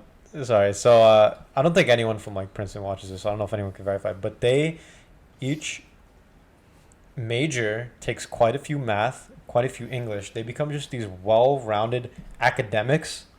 You know what I mean? And when you have something like that going for you, then it kind of makes sense to make, pre-med students take calc or whatever. I also think to some degree, on our own level, like when we're taking these classes, we can approach it like that, even if the school system at large doesn't approach it. You know what I mean? But, not everybody is as... I'm not like an elitist or anything. Yeah. Like, not everybody is necessarily readily capable of that pondering and higher thought that goes into school, because when you're surrounded by the stigma of your parents comparing you to the other guy, and you're brown, so you have to be successful, you're willing to do anything to get there. I will kill you if it means getting a better grade than you. Son, my freaking sister, used to tell me that sometimes, like, she would hear people, she would be like, oh, make sure, she'd be like, oh, you'd have to be really careful of, like, your laptop around. And I'd be like, why? Because people would steal it. And she was like, I think this was either when she was in med school or when she was, like, in undergrad, but it must have been med school. But she was like, no, it's not because people steal it. It's because there have been a lot of incidents where people go on your freaking laptop and delete your freaking crap. I was like, what? Dude. That's how competitive it is. And that's, like, I think that takes it to a different level. I know that, so, the reason why it's so hard to get into med school in the United States is because, once you're in, you're kind of in, right? The school does not want you to fail out because it looks bad on them and their stats, right? So they will facilitate in every way, shape, or form for you to make it out and be like the crappiest doctor you can be, right? But like they compared to the Caribbean, right? Where a Caribbean school accepts every Joe Schmo, right, with a crap GPA and MCAT score, but they boast like a 99% residency rate or whatever. But that's because like 1,000 kids start and like 100 kids make it out. Yeah. Because everybody gets kicked out of those schools with no remorse. That's how they can keep up. The top 100 of those 1,000 people are ones that get the residencies. But compare United States med school to United States law school, right? My cousin was telling me of a story that he heard that my cousin Bilal, shout out Bilal, he was telling me a story that he heard from a Rutgers Newark law student that the professor told them to go to the library and read this book for this paper, right? Well, the guy that got there first ripped the pages out of the book and took it with him, This is how it is, bro. Like, so cutthroat. Draconian. It is very draconian. And I know that at least in, certain med schools are, more family-oriented than others are. Some of them are very competitive, some less. But, like, law school is, like, super cutthroat, right? So, like, what the hell is the point of doing this, right? Yeah. Like, I could easily, like, instead, like, if it's money you're after, there's so much money to be made in, like, any other field that's, like, not medicine, law, engineering, for sure. Whatever, right? And it's not as, like... Yeah, like, but for some reason, this is just the utmost peril of, the student. And you can't do anything about it. And it would just take so much for it to change that it's not going to change. You can't do anything. Yeah, for sure. And it's just really sad. And like the thing about like the other thing that I want to talk about when you're talking about like the hole in the education system, like all these professors going after cheaters, is they really need to now. Zero, you good? Yeah. Why don't you sit up just so that you stay awake? Yeah, that'll probably be better. But the whole thing about the cheating is like, you have to, at this point, before, if you were a professor, you could get away with, like, not focusing on cheating too much, because there weren't that many kids that cheated, and also it was, like, in person, so, like, people kind of knew not to, and you could kind of catch them. But now, bro, if people are able to cheat, like, everything going online, it goes unchecked, ain't nobody learning nothing no more, you know what I mean? Like, you know, just these important classes, people need to take important classes, like, as with, like, engineers and stuff, like, you know, maybe when you're pre-med, the important classes you're going to take are in med school, and that's, like, you know, the crap you need to freaking know. Engineers are taking those classes right now, and they just ain't going to know nothing because it's so freaking easy to cheat. Dude, just going to be driving over a bridge one day and just like... Yeah. Oh, yo, I'm drowning. Because the freaking like, 20... We joke about it, but, like, dude, like, this is people that, you know, people are, like, surveying land and, you know, like, you know, I guess, like, giving clearances for certain things to be built, right? Laying foundations for buildings and stuff, right? Like, what the frig, you know, what if something just, like, collapses, right? Like, who do you blame it on, right? Yeah, for sure. And you know, the interesting thing is that, sure, with, like, business and maybe a few IT guys as well, that, like, you can learn everything in, like, the 2-week, you know, training process of the job that you start, right? So you can kind of afford to bullshit your way through school. But, like, stuff that actually matters, like, you can't. And those holes, like, it's so obvious to see someone that didn't give it the attention that they deserved, right? Yeah, for sure. And you're gonna end up, like, either killing somebody or killing multiple people, you know. And it's just, I think that fortunately, but also unfortunately, there haven't been many accounts of people that neglected their education and you know, ended up in a disastrous kind of outcome. Yeah. But if that number starts to pile up, then we really have to consider, you know, like, is this something that needs to be discussed, right? I mean, bro, I've heard people talk about dentists that, like, their freaking mouth was, like, riddled with cavities. They go into the dentist's office and the dentist's like, you're good. Get out. Yeah, and then, like, they take another look with another dentist, and the other dentist is like, hold up. Who told you that you're good? Like, that... So there's people right now that are, like, you know, like, not freaking qualified and just, like, you know, doing these freaking jobs. You know what I mean? I like, literally, it's you know, and it all comes down to freaking capitalism. You know, capitalism is it's the Loch Ness monster of society. But, man, well, I think this guy is a regular on our show. I think you could make a case either way. Yo, what time are we at on the video? About an hour and 15. Okay, let's take a quick break. Yeah. We're back. We just took a little break. So, Azam, man, you've been around here a long time. Yeah. Well, around is maybe not the right word to use, but I'm a veteran. Yeah. You got some experience under your belt. Experience in multiple avenues, but well, you made that sound mad sus, but I mean, clearly with experience comes some stories. You know what I mean? Yeah, dude, stories. You know, making sure you learn a lesson, even if it's like a stupid story or a real story. You got any stories? I got a story. I got a story about how I freaking met you. Go ahead. So I think everyone deserves to know this. So, do you know the story? Ooh, I'm pretty sure Tariq's told the the story before. one? Yeah. You told about the story already? I think so. Damn. Well. Well, no, Tariq didn't say it on the podcast, but. Oh, okay, all right. Okay, so I have no idea what they're talking about. The story is how basically mostly how I met you, but I also met you at the same time as well for the first time. No. What? I was a freshman. Aren't you same age as him? No. I'm younger. He's 1 year younger. He's 1 year younger. But you weren't a freshman then, were you? I was a freshman. You were a freshman? Yeah. Then you weren't there then. I wasn't. What the heck? Yeah. My memory's completely... I'm an old man, dude. It's like crossover Damn. episode. Anyway, so I thought I was talking to you in this story, but I guess not. So Sucks for whoever that actually was. I guess we'll leave you out of this for a little bit. I swear I thought you guys were the same age. Damn.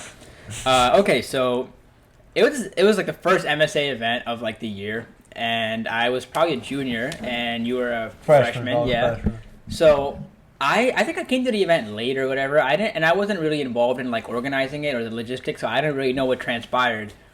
But you know, the event ends and everything, and then everybody kind of it was in the Livy Student Center in the multi-purpose room. and everybody gathered in that like piano room like afterward just to hang out and socialize and stuff. So only thing I knew about you were that you were Reshma's younger brother, and I figured that you were a typical just like freshman, and like for me, I guess I don't know if this is weird, but when it comes to meeting people, like I'll be cordial and cool with everybody, but to actually have a relationship with them, like you need to have a lot of similar interests, like whether it's like fighting, UFC, or like sports, or I guess like just your ability to like get along really. So I'm talking to somebody and then I say salam to you, I'm like, hey, what's going on, man? You're Reshma's brother. You're like, yeah. And so like during the conversation, like you lean over to me in my ear and you're like, yo, did you hear? He just like lean over and I'm like, what the hell is this guy in my ear for, bro? He leans over, he's like, yo,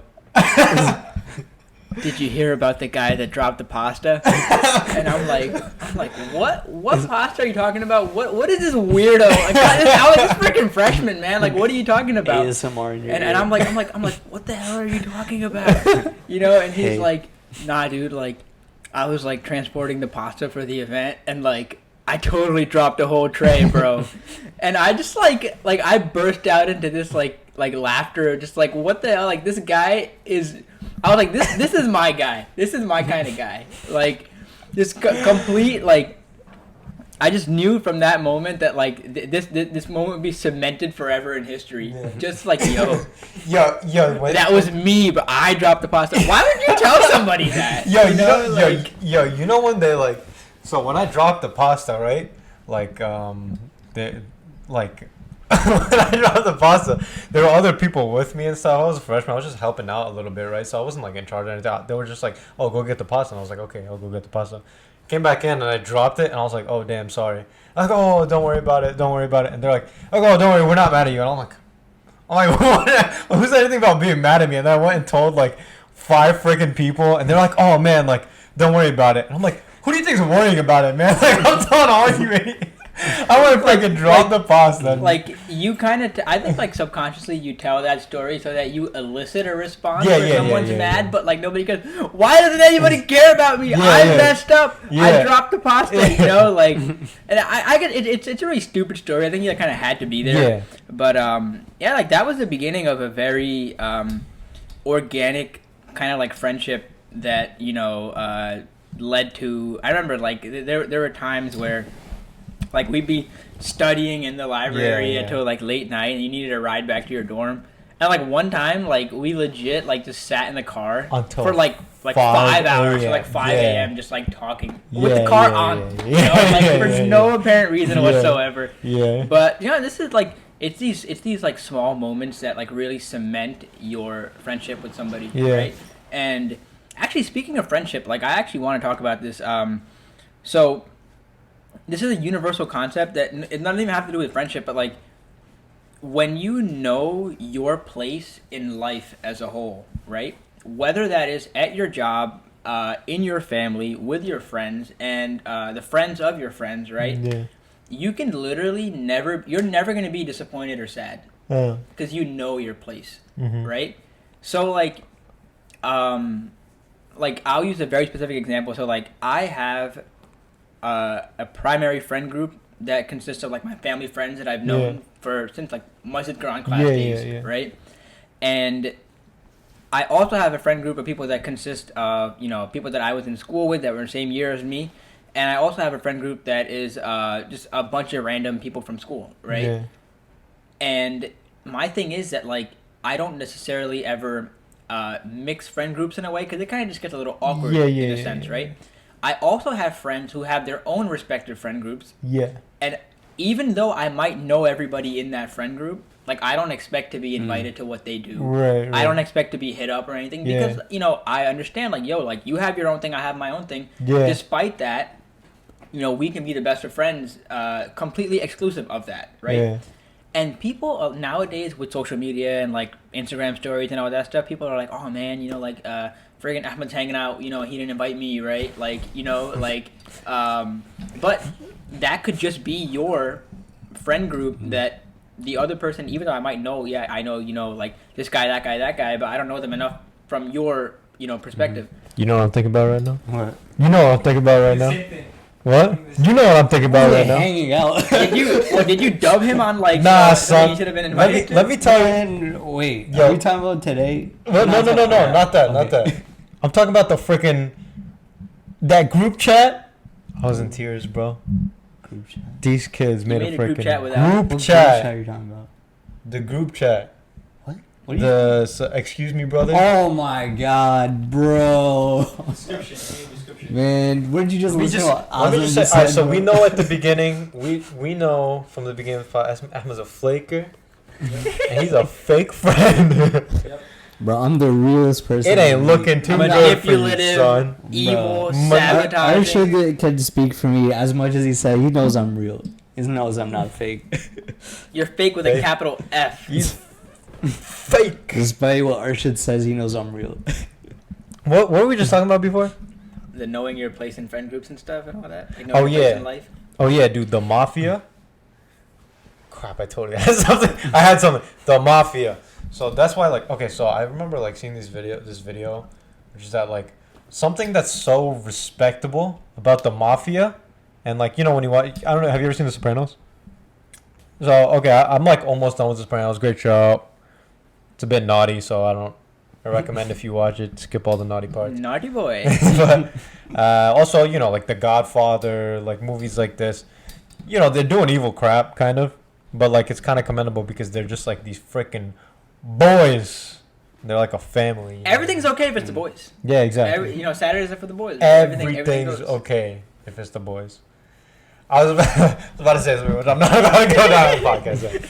But, dude, I swear. Wait, what were we talking about right after that? Like the whole like hanging out and stuff with people. Like, I mean, I'm just gonna continue what I was saying. Yeah, right? go So for it. like, when you have that, like that group, and I think unfortunately not everybody necessarily has that. That like bunch of friends or whatever, and that's okay, right? But when you know your place, like you're never gonna be sad, right? Like I could see, somebody hanging out with somebody else and know that I'm not the closest to them. I'm not gonna catch no feels, right? Yeah. Like it's just like grown up type shit. Like, Yeah. like and as long as you recognize that individually your connection with somebody is more important than anything else. Yeah. Whether it's like I haven't seen you guys in forever, right? Yeah. Or like I definitely, it's like a two-way street, right? Like I don't reach out to you, you might not reach out to me, but like I know that when we do get together, it's like a dope time, right? Yeah. And I think this also might be controversial, but I think like guys are like way better at this than like girls are, Oh hell yeah. Like there's a lot more scrutinizing and like rules and stuff to friend groups that like just don't apply when you're a dude, Yeah, like I know some some girls that have like thrown events that are just girls, and like I've heard them talking about it sometimes, and they're like, oh yeah, I invited this and that person, and then even like every time in like especially in like the Rutgers Muslim community, if one of them does like a freaking event, they all go to it. Everybody and their freaking mother is there. And I'm like, oh, hold up. Like, what happened to, like, these, like, small gatherings where people could, like this is, like, every time. You know what I mean? Recently, there's been this trend of, like, everyone, like, giving these freaking, like, these gifts. You know these, boys. Okay, you know these freaking gifts, right? Yeah. Hold on. Okay. Yo, I was actually talking to someone about the other. I have a lot of freaking opinions about this thing, right? Okay. I saw like there's this trend of people like giving gifts out to people, right? Like they'll either like deliver it to them, like ship it, USPS, whatever, or they'll drive. Usually they drive and they go. And they don't just hand it to 2-3 people. They hand it to everybody. Now, let me just say, some people do this very genuinely, and like so much respect and praise to those people that maybe started this and did it like that and did it for people out of genuine care and love. But dude, it's gotten to a point where I'm like everybody started doing it, and I know to some extent they know when they send gifts, everybody's gonna post it on their story. I hate Instagram. I hate social media. Yeah. Like, legit. And I'm telling you, like, the people that started this, like, you know, for what it's worth, like, I'm not out here, like, negatively talking about anybody because, like, people do this genuinely, right? If you do that, you know who you are. But I think, like, the people that do it genuinely probably don't have to post it on social media. They don't. Right? They don't. And the thing for me is, like, I have never gotten anybody a gift, you know? Yeah. Like, it's like, it makes you think, like, damn, is this like a construct of friendship that you gotta buy people gifts and stuff? Like, what I do is, like, you know, like, I'll pay for your food one day, you know, like, I'll give you a ride here, you know, like, it's not like mentioned, you know, it's not like, it's not like something you have to reciprocate. Yeah. Like, for... Yo, so, okay, so this gift giving thing, you know, like, the whole, like, 5 languages of love, like, things like that. You ever heard of that? I don't know nothing. Okay, there's this book called, like, 5 Love Languages, and now it's become, like, a part of, like, I would say, like, mainstream, you know, like, just common. It's like, people talk about it a lot. It's like the 16 personalities thing. Like, it's not, like, hard science, but people just... Like, but it's mainstream now. It's mainstream. So people talk about it, and one of the languages is of love is gift giving, and I acknowledge that, like, some people, like... for some people, that's a necessary part of a friendship and a relationship with their significant other or a relationship with anyone is gift giving. But I think more so, like, I think that was like a girl thing, like to like, I'm not saying gifts is a girl thing, but like just a certain way of like giving gifts. I don't know, you guys gotta just get what I'm talking about, but there's just a certain way of giving gifts that's like a girl thing. But bro, let me tell you, it's seeped in. It has seeped into the other freaking side, and dudes be giving gifts like freaking girls give gifts. I don't know what... I've never seen that. Dude, man. Dude, listen, man. Maybe because, like, I'm just not, like... I maybe you've seen it on your Instagram stories or whatever. I don't know those people, right? Man. But, like... Yo, I seen freaking... You know when this whole... we're all familiar with this trend that happened recently with, like, people giving out gifts. I think I died down. It did die down, but it happened a lot during like Ramadan, like Eid time, which is good. Which is really good. I'm not knocking the Eid gifts. I'm not knocking the Ramadan gifts because that's kind of like it's like a tenet of Islam, you know. To be giving and cordial and all that type of stuff, but like it's like random out of the blue. Absolutely. Like there's just some things that. Touch New Girl? No. What about it though? Okay, so there's this in the show. There's 2 types of characters. There's like. There's like one of the dudes, his name is Nick, and he's like a rough, doesn't care about the world bartender who does whatever the hell he wants, and he's kind of lost. He hates technology, all that stuff. Ideal man for Arshad. And then there's the other guy. His name's Schmidt. Is that a freaking insult? He's Jewish, and he's basically like he used to be really like fat, but then he got his act together, became super fit, and he's like super like controlling of himself, and he does a lot of things, but he's very like feminine. Like it shows, like he has different shoes for different occasions. He dresses very nicely. So the main point of one of the episodes. I think the word you're looking for is metrosexual, not feminine. Well, I think they're almost interchange. Like they're similar in a sense. I mean, because like I consider metrosexual is just like a dude that like the average like European dude that like dresses well, nice hair, nice shoes. Okay. Yeah. Okay, so anyway, so the episode is hilarious because what happens is Schmidt, they all live together, right? They're like bachelors living together in the same apartment. So Schmidt one day comes back from work and throws Nick a cookie. And he's like, well, why did you give me this? He's like, I don't know, man. I just randomly thought about you and decided to give you a cookie. Yeah. So the entire episode plotline is Nick trying to process why the hell did you think about me and buying me a cookie. Yeah, yo, like that's, dude. Okay, so that's like kind of like a girl thing to do. And like to some extent, it's not like bad for guys to do it. And maybe this is like toxic masculinity or whatever for us to be bashing this. But guys have started doing this recently, where they're like, oh, like I just like thought about you, so I like picked up like a piece of cake, and when they give it, like sometimes like I'll be on the receiving end, and I'm like, I'm really happy you gave me this gift. But we need to talk real quick. We need to talk. I need to scan your masculinity, and if you fail the test, you know, like you're out of my life. Take your gift with you, homie. Yo, one time I got a gift from somebody. Or no, I like saw. Yeah, I got a gift from somebody. No, okay. I want to like make it not clear at all as to who this is. But like one time, like there were some gifts being given, and this one dude was like. You know the thing that girls do when they like give like a little box of gifts and they write the person's name in cursive? Bro, he was writing people's names in cursive. Now let me tell you something. That's a no-go. You crossed the line there. Dude, actually, I digress. I have given somebody a gift. Did you write their name in cursive? No. And but I did have, because I thought about them at the store, basically, right? I'll say who it is. My boy Danish, right? He's a huge Atlanta Hawks fan, and I was at a thrift store, just like looking at random stuff. Like I like clunky old things, right? Yeah. And I was paying at the counter, and they happened to have like this little jar of like like the button pins or whatever. Yeah. You can put on your backpack. I was like an Atlanta Hawks button pin, and I was like, what the hell? Like I don't know. It was 50 cents, right? Like or something like that. I was like, yo, I got you this, right? Mm-hmm. Like I didn't like put it in a box. I didn't write cursive on it. I was like, yo, this is something that I think you would like, because like, if it was a Knicks pin, I would have got it for myself, So I know he's a huge Hawks fan. I got it for him. I just kind of handed it to him. That was that. I didn't post it. I didn't do nothing like that. Like the whole like. I think that I guess it depends on how much effort goes into it, right? Because that was like a no effort thing for me. It was a very basic, like, didn't cost me any money. It didn't do anything for me. But like when it's like really elaborate.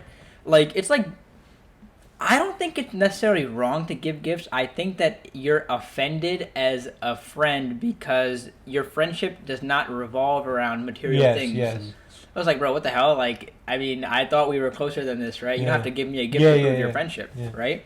So, in that case, like, I get what you're saying, but again, I'm not in school, so I haven't seen this. I was thinking in a different sense. I think there's something good that's come out of all of this, which is that people are more generous now.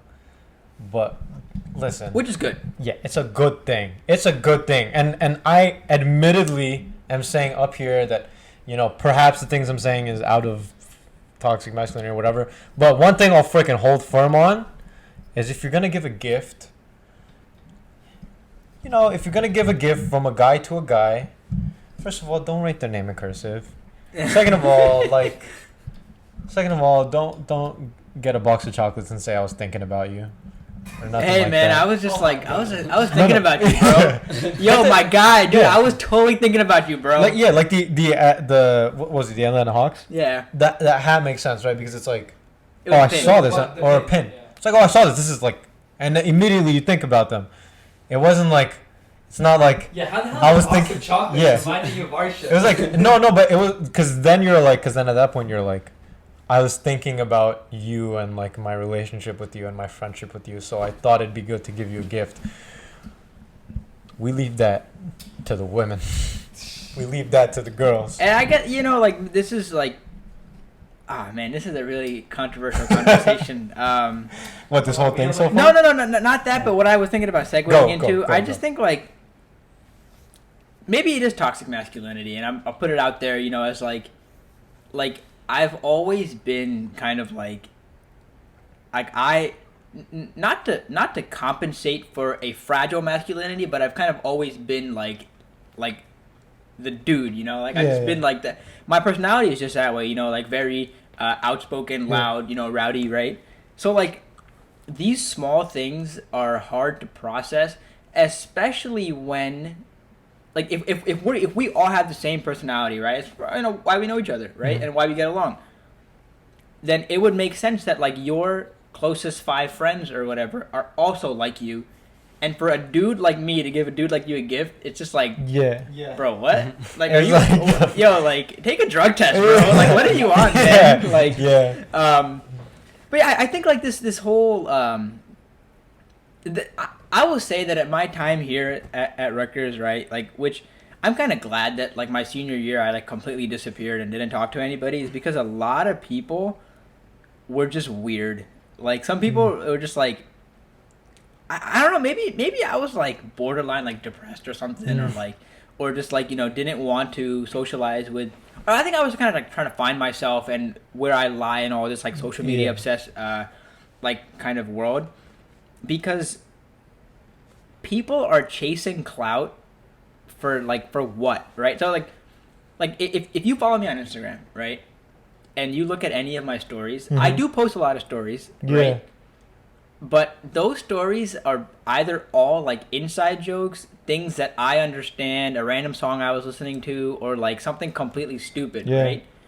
I'm not posting the story to like, look at my outfit today, you know, I'm dressed up today, or, you know, like, maybe if I'm at like a wedding or whatever, you know, but like I don't like, I'm not, oh, here's my coffee, you know, driving my car, you know, like, it's just like an effort, like, at the mall, right?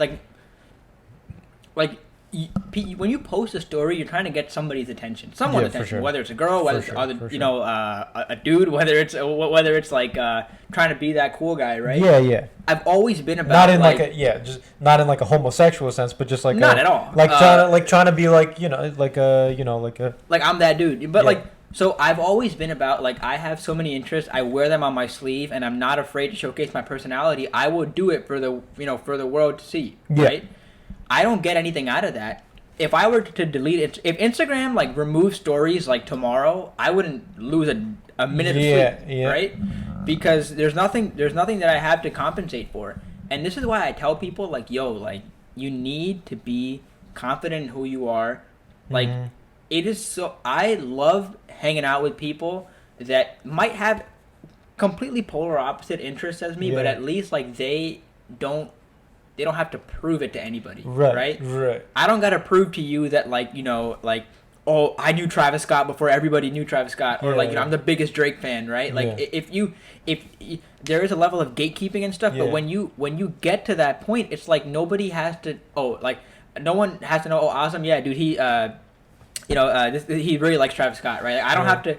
I don't have to prove that to anybody. Yeah, you don't have to get your brand out there. And this also happens because we're following people that we don't know.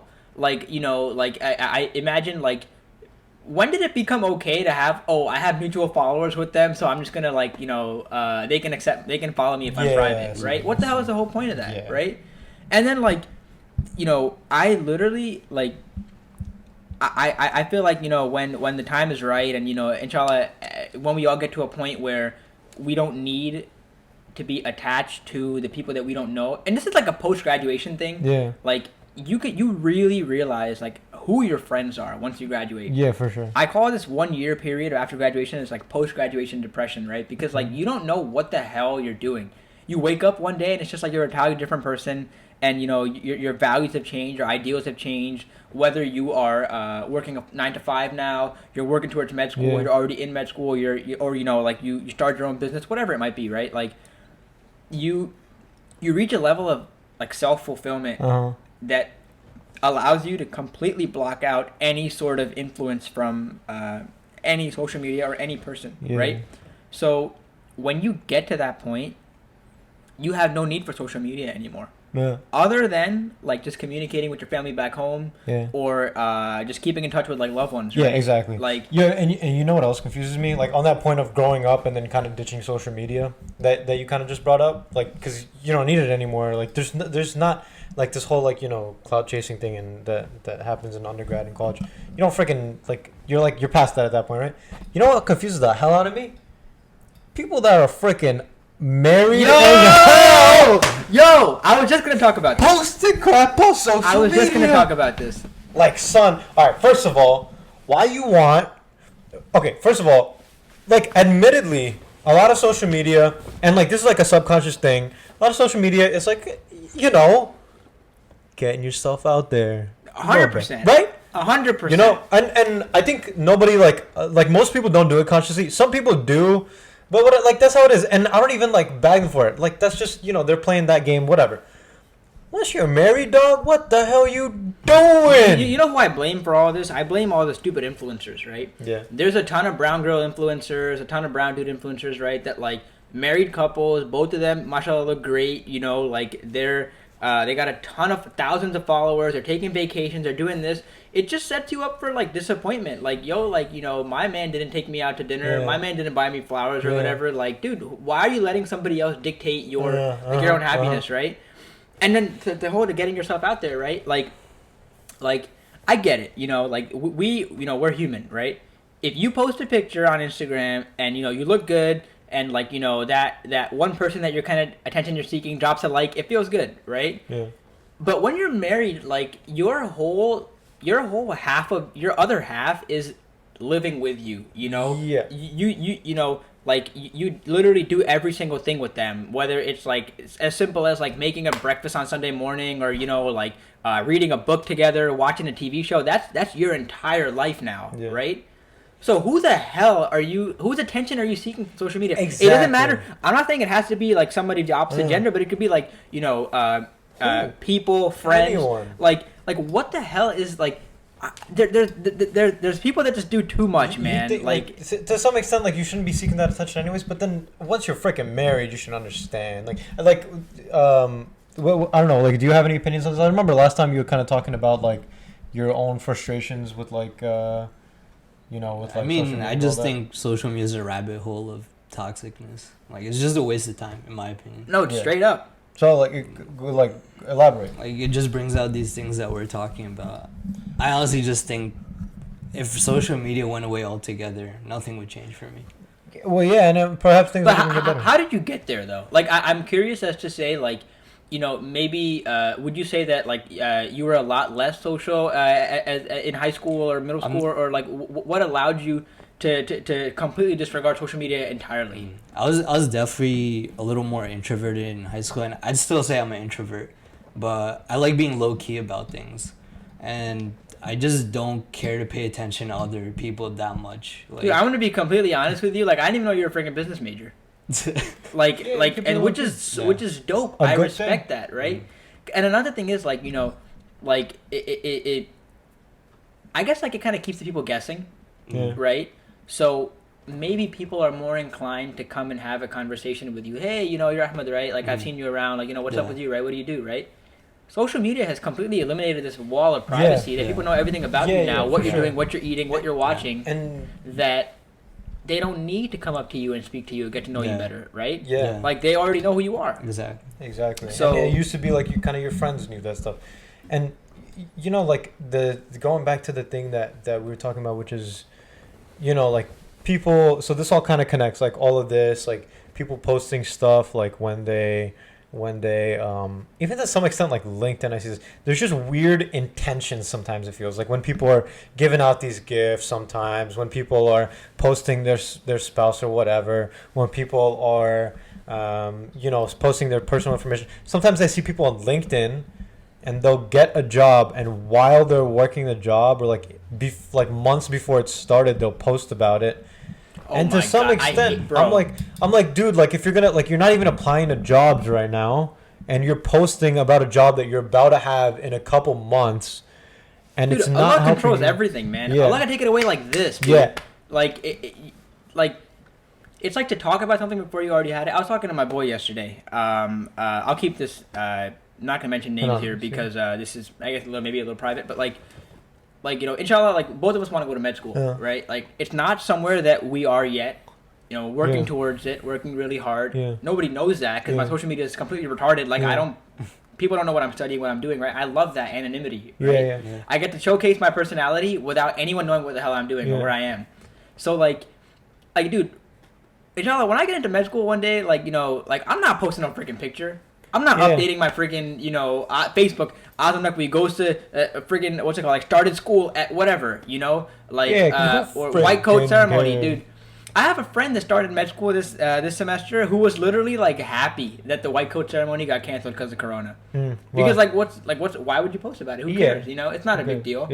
And it's just a cool thing for your family to see. For sure. You know, like, you know, take pictures, send them to Pakistan, right? Send them in your WhatsApp groups, right? But, like, I'm not letting anybody on social media, like, have a part of my happiness. If you truly know what I've been through, like, the sadness and, like, the straight up, like moments of, like, crying that why can't I get this done right? Why can't I achieve this? Like, when I, inshallah, finally, if it's in my destiny that if I achieve that, I'm not letting anyone take a piece of that. That's mine. And let me share it with the people who are there for you. Exactly. You share it with people who are there for you. And they're the only people that are actually going to be happy for you. Right. You said you're not going to share none of your happiness with the people that are following you on Instagram. You know what? Dude, those people only show up, like, once you achieve success. They weren't there before that. Yeah, That's and true. You're essentially letting yourself become patronized by, you know, people's opinions. I don't care what anybody has to say. And they're not going to feel, what they feel towards you is not going to be happiness. It's just going to be, to some degree, like people, when you post on Instagram, you think everyone's feeling freaking happy for you. No, I mean, yeah, sure, maybe there's some people, but then those are the people that like maybe you should have told in the first place or whatever it might be. Those are the people that are gonna be happy for you. Those are the people that are close to you that need to know things about your life. Like when people post Mother's Day pictures and Father's Day pictures, and don't tell them. Yo, mama, don't even use Instagram. My mom does. Oh. But I don't post anything. I just like tell her. But does your dad? My dad does not use any form of social media whatsoever. Yo daddy, either your daddy or your mama don't use Instagram. Somebody doesn't use Instagram, and you post, like, not you. People post about them. That is the one thing that I'm like, clearly your intentions are in the wrong place. Like, you're trying to prove to people. It's so clear. Look, how many times do you see someone's story, right? And like literally be like, okay, and what? I don't care. Yeah. Next, I don't care. Next, I don't care. Next, right? Yeah. Like, I mean this in a way of people who are like doing something with their day. I'm out with my family at the freaking, I don't know, the waterfront. I'm at, I'm in New York City. I'm in Times Square, right? Like, I don't care. Yeah. I don't give a flying, Dude. you know what about firework posts. The fireworks. Nobody cares about the fireworks, bro. Like, it happens every year on multiple different occasions. Yeah. Sparkly lights, big sparkle, wow. Nobody cares. 100 of those on Instagram. And I won't freaking look. I feel like all right. Are you talking about Zed's post, bro? Zed? I mean, not Zed in particular. Okay, so Zed is a specific. Is like a different case because he doesn't got the wrong intentions, but he's just like he posts crap, and you're just like, why did you do this? Why is this on? But he's just like this innocent, pure guy who's just like, this is cool, and like other people will see this and think it's cool too. But I guess like that's just like maybe like you can tell who's innocent and who's not. Yeah. Right? Like there are people who like legit like honestly I don't know why I haven't deleted my Instagram, like the app yet. Yeah. You know, I don't want to delete the account, but like it's just something that you just mindlessly do every day. Yeah. Like, what I have done is, like, significantly... Bro, I'll tell you a story. I was at work one day on a night shift, and this, like, a wave of depression just hit me. I don't know what the hell happened, but, like, I was just, like, in my feels for some reason, and we didn't have anything going on at work. Yeah. So I went through my my followers and my following, right? And if I either didn't give a crap about you or like I didn't, ever speak to you in life, I removed it. So I literally like it went from like 1,000 people to like maybe 500. Like we need exposure for this episode though. Like I legit, I was like, dude, I don't care. I do not care about you. Like I don't care. Yeah. Like, I don't want anything bad to happen to you, but I don't care who you are. I legit don't. Removed everybody. It's just the type of story that you literally glance at and you press next immediately. Yeah. Like if your story doesn't captivate me enough to at least hold on to it and wait to see what you have to say, then like I genuinely don't care. You know? Yeah. Dude, what about those freaking like my recent posts? Oh, well, those are just. Why? I won't lie. I did that maybe 2 times before I knew how cringe it was. And this was because my friends and I used to do, like, take some pictures or whatever, just for, like, our own sake, right? Not to get likes, but just because we like to take pictures, edit them, and basically, post pictures that are not super lightly filtered and, like, super, status quo, just, like, alternate type of art type stuff, right?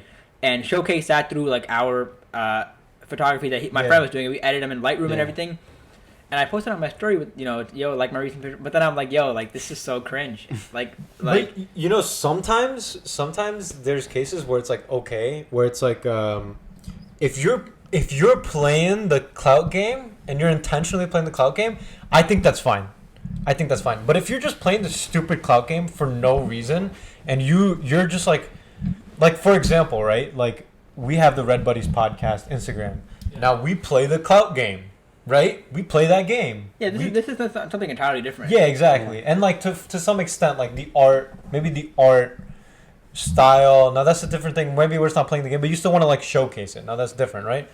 But like sometimes when people make certain posts and they're trying to get the word around, they're trying to market stuff like that. If you're playing the game, just freaking play the game. Don't act like you're not freaking playing it. You know what I mean? Because that's when it's like. Would you say that's worse than intentionally playing it? Well, okay. Like for example, I think there's times when intentionally playing the game is okay. Like for example, our podcast. No. Forget the podcast. I mean like personal Instagram pages. Personal Instagram, but then why are you even playing the game? Because then at that point it's like. If you're, at that point it's like you're not intentionally playing the game for any. That's just like a stupid scenario. That's worse. Yeah, it becomes. And this is part of the post graduation thing. Like, when you're surrounded, especially I think we're like spoiled that we're a part of we were a part of the MSA and had like a lot of people that knew us, and we would go to Kilmer and talk to everybody, right? Like, when that abruptly ends, and after you walk down that graduation, aisle or whatever, right? Like, it's like, what the hell? Like, I don't have anything to do anymore, right? So you're either 9 to 5 slave, you're either med school slave, law school slave, or you're, a gap year slave, right? You don't do anything other than what you have to do. So you lose so much, like, social interaction that you just cannot control. Like, you can't cope with that, right? So you either go full on clout game, or like full on, just like complete, opposite. And it's just, I just wish that people felt the same way that we do, and because people would be so much more happier, man. Yeah. Like, who cares about the number of likes you got on your picture, man? I'll say this: if you're intentionally playing the clout game to show off your stethoscope that you got in med school. If you're in med school and you're playing the clout game, even though you know your trajectory is to be a doctor, then you're a piece of crap, just a little bit. But if you're playing the clout game because you think that playing the clout game is going to end up benefiting you in some way, then it's okay. You get what I'm saying? For sure, yeah. If you have to expose your business, your let's say if you opened up a shop or whatever, you need to spread the word. Yeah. Social media is a great tool. You're an artist. For sure. You play that freaking clout game. You play it hard. You know what I mean? Like, you see like 30-year-old dudes, like posting pictures, posting up. I'm like this, like. Like for what, bro? Yo, bro, go start a family, dude. Like, what are you doing posting pictures? And you know what else I can respect to some degree, but then this is also questionable. You know that whole like if you're playing the game of like using Instagram to showcase yourself to the opposite gender. I disagree with it. I think there's more merit in doing other things to find like a potential partner.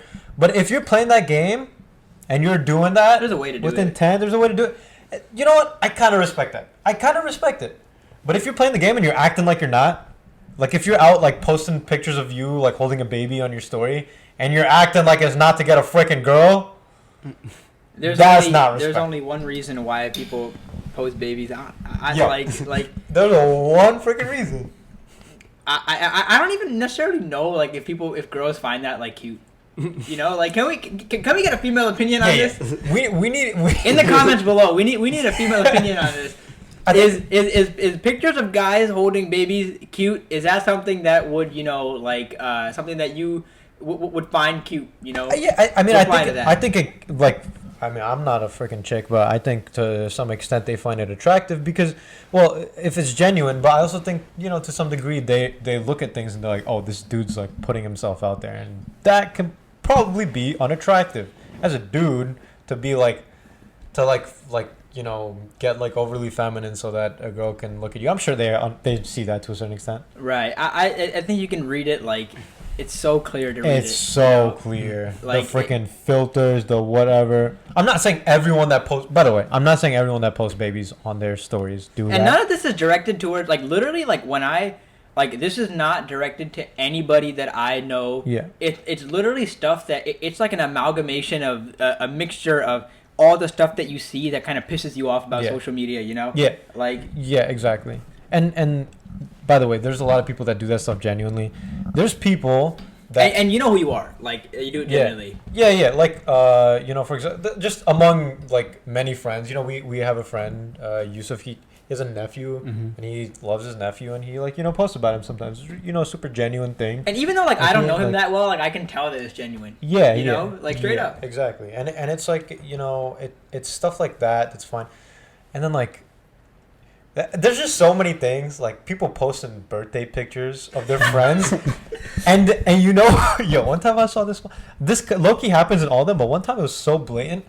This girl posted a birthday picture of her and her friend, and her friend, there was someone in the background who the camera was not focused on. It was that person's freaking birthday. They put this picture of themselves on somebody else's. The day is not about you, man. Yeah, Come on. and then like the other picture that they post, I'm looking at it and I'm like, I know for sure if you asked the person whose birthday it was, if they wanted to post that picture, They would say no because they look freaking butt ugly in that picture. But you, on the other hand, like you're looking okay compared to that person, and like if you're looking photogenic, whatever. I'm like, what is the point? I hate social media. Point Me too, blank, man. period. Like, I wish I could.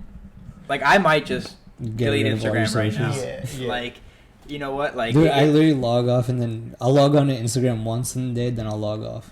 dude, Yeah. I literally only log in just to see what my friends DM me. Exactly. Check group chats. Because exactly. there's a good amount of spicy Yeah. memes on Instagram Yeah. that are like, or to keep up with sports and stuff. It's also Yeah. a great way to catch sports highlights. Yeah. I think that's freaking awesome.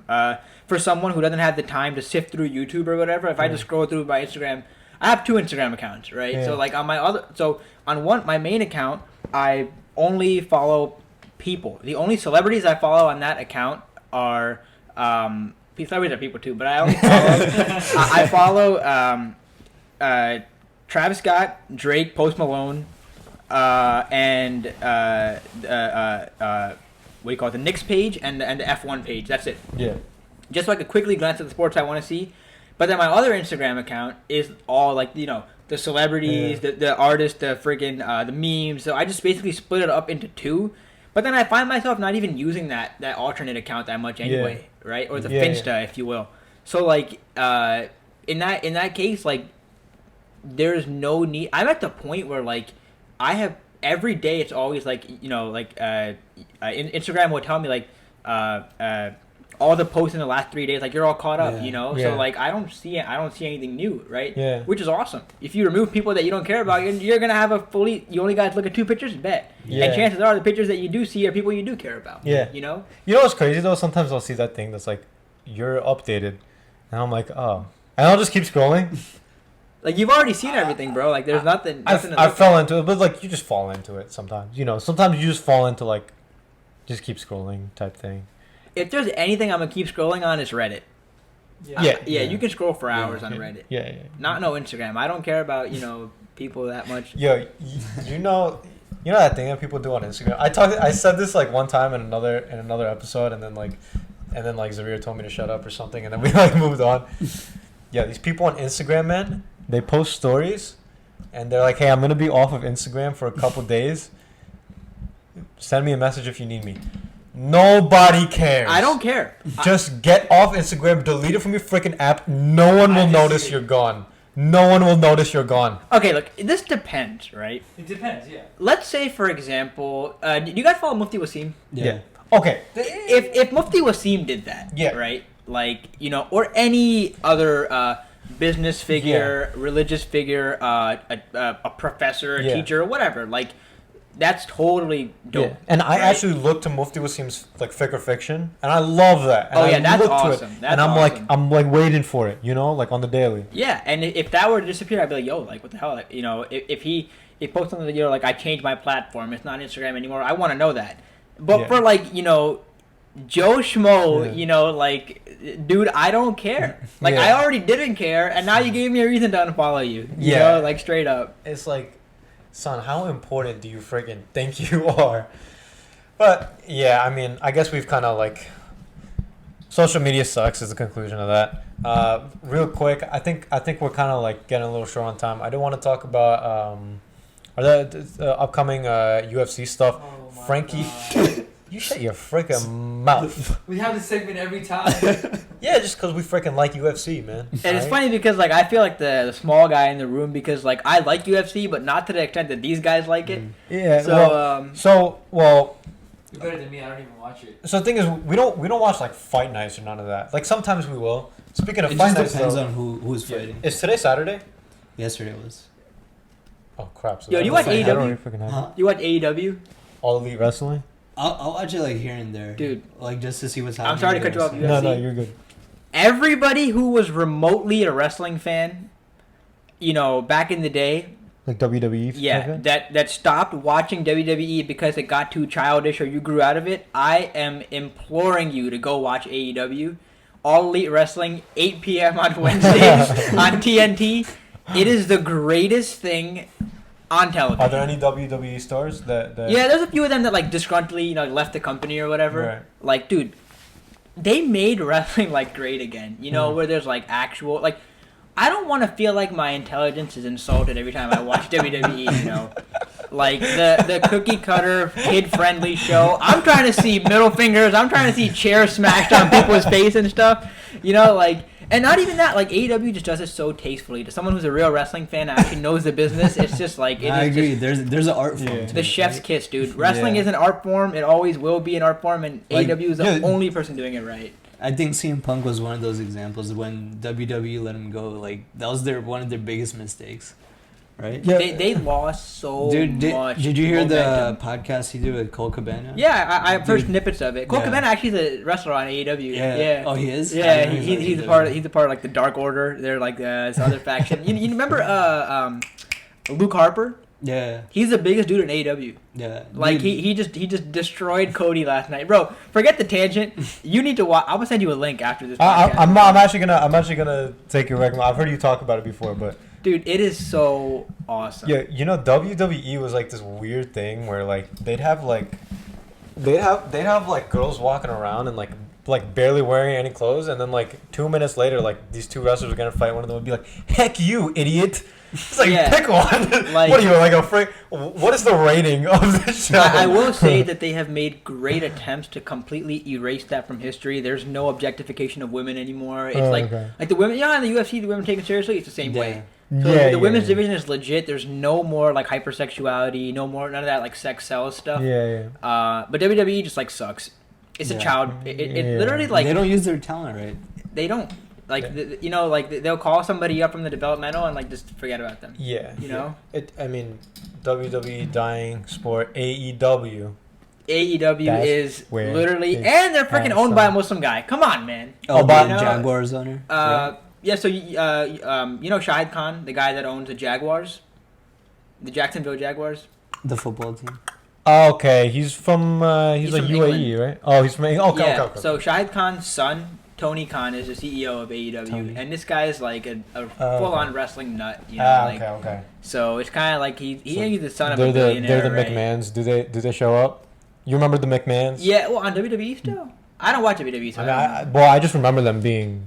They around. definitely play a good amount behind the 'Cause scenes. Vince- Vince McMahon micromanages everything. Yeah, And Vince that's is part of the garbage. problem. Vince, Isn't Vince Shane needs to McMahon his die. son? I'll say it on camera. So that's what. Vince needs to die.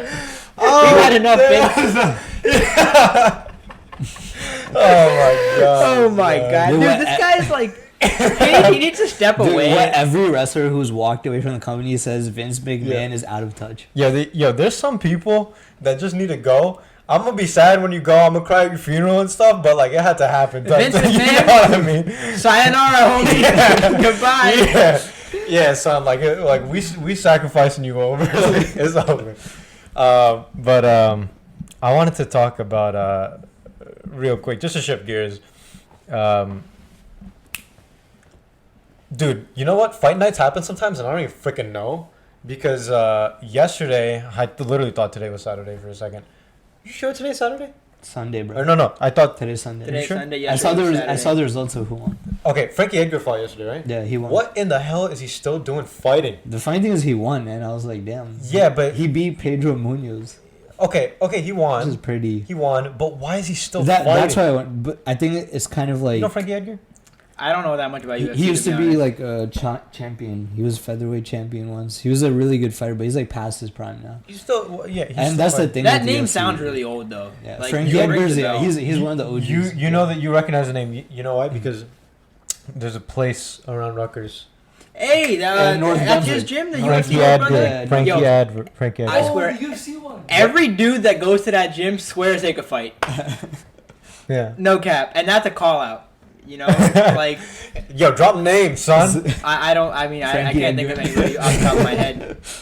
That's a call out. If you're my weight and you go to that gym, come see me in a parking lot. Dude, there's so many old guys in the UFC that have been fighting for like over 20 years. Anderson Silva is one of them. Anderson Silva isn't winning a title anytime soon. Yeah. And Connor wanted to fight him. Bro, Like, They're bro. just chasing a bag. Yeah. I can't knock the hustle. Yeah. And for some of them, it's just the pride of fighting. Like it's all they know. But I feel like they could be businessmen and not They could. take freaking. Because, Yeah. dude, man, if you're Anderson Silva and you retire as the Anderson freaking Yeah. Silva, And not the guy that like smacked his leg into two pieces. Yeah. yeah, and then like ended up getting freaking smacked around by Israel Adesanya, and then probably next by, eventually by Connor.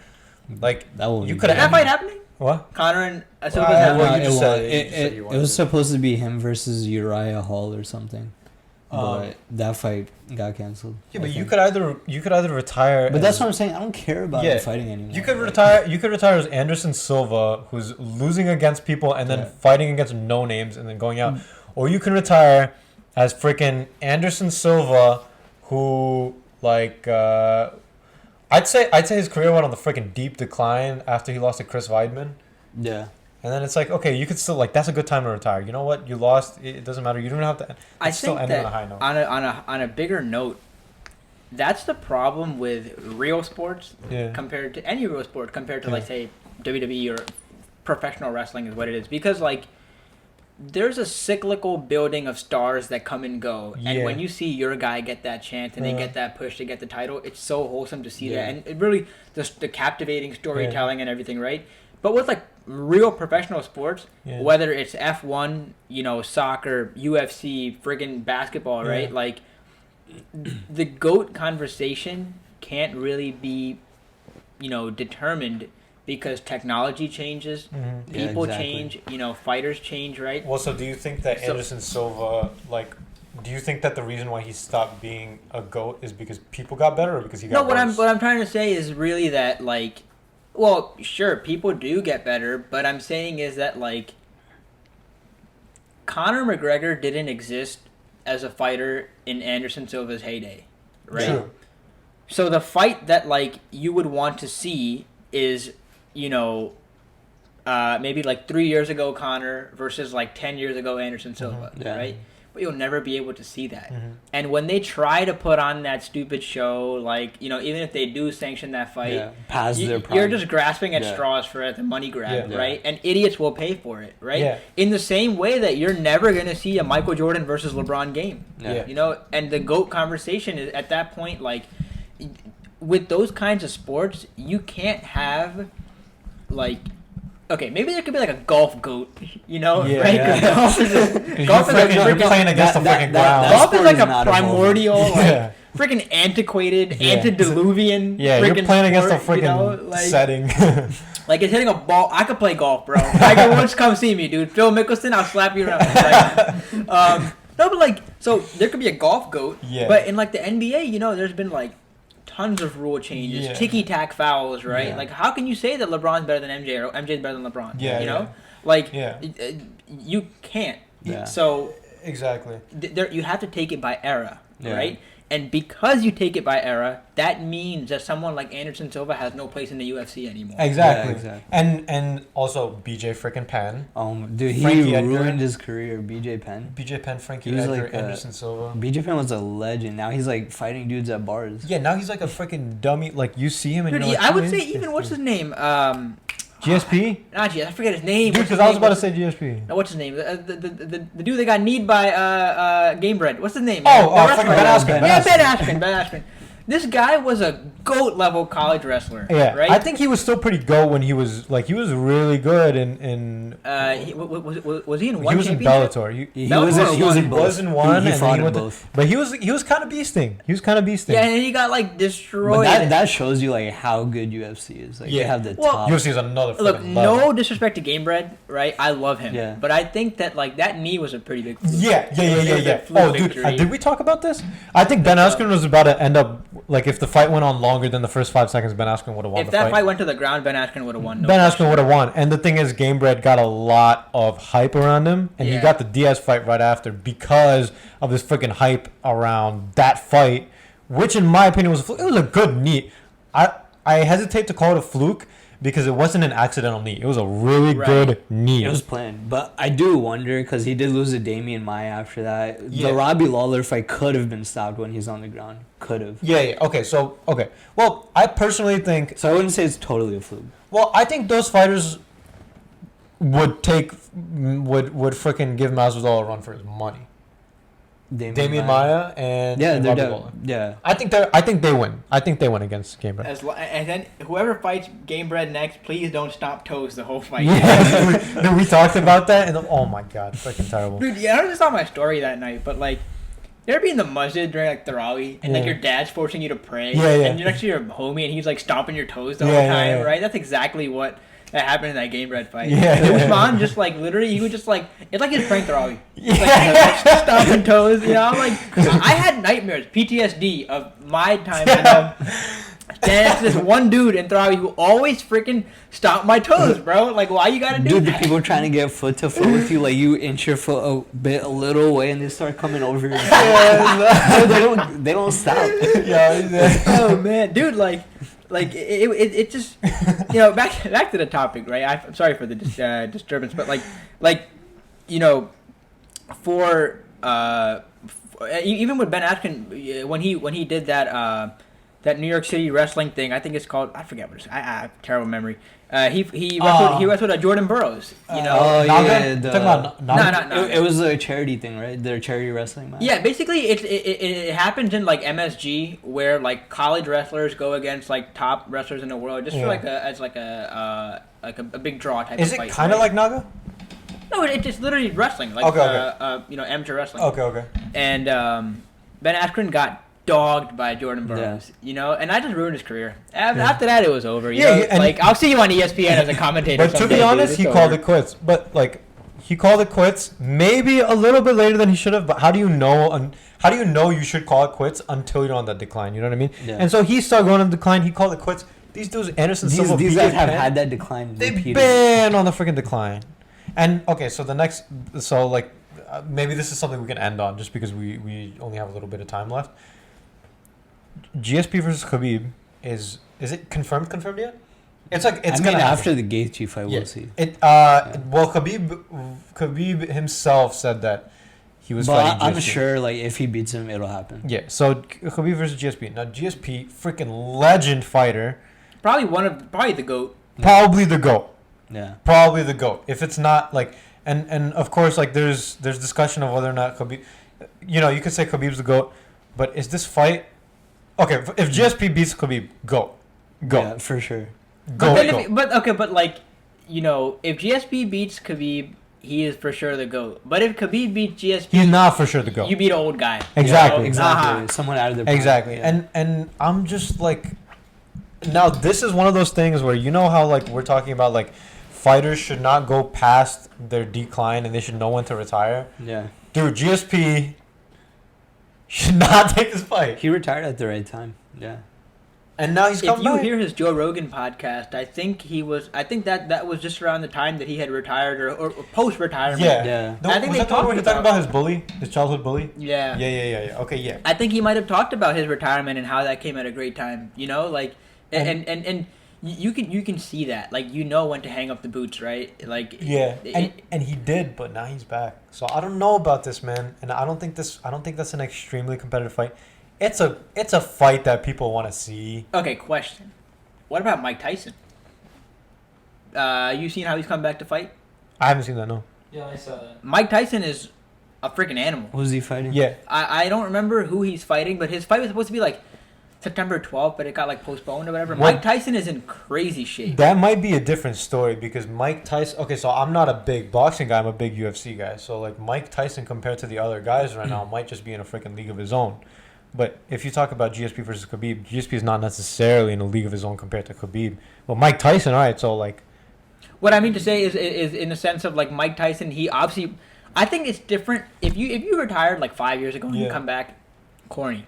If you retired like 20 years ago and you come back, like, yo, this dude is like 60, he's super cut, physically fit. Oh, he's like, 60 now. I think he's definitely on it. I don't know how specifically old he is, but he's old as hell. Yeah. But like, that's cool. I can respect that. Yeah. Coming out of retirement like that. Yeah. But those like fake Conor retirements come back like next year, you know, like that's stupid. And I think that should just stay the way it is. Because when you do the thing that Mike Tyson did, it's like he loves the game. He's he's a boxer at freaking heart, and ain't no one taking that out of him. Yeah, you know how much effort it takes for somebody who has millions of dollars to get up off the couch and like train, get super ripped again. And dude, that training is freaking legit. It's so tough. Like, No, so what's happening is that he's 54 first of all, and he's playing exhibition match against Roy Jones Jr., who retired in 2018 and who's 51 years old.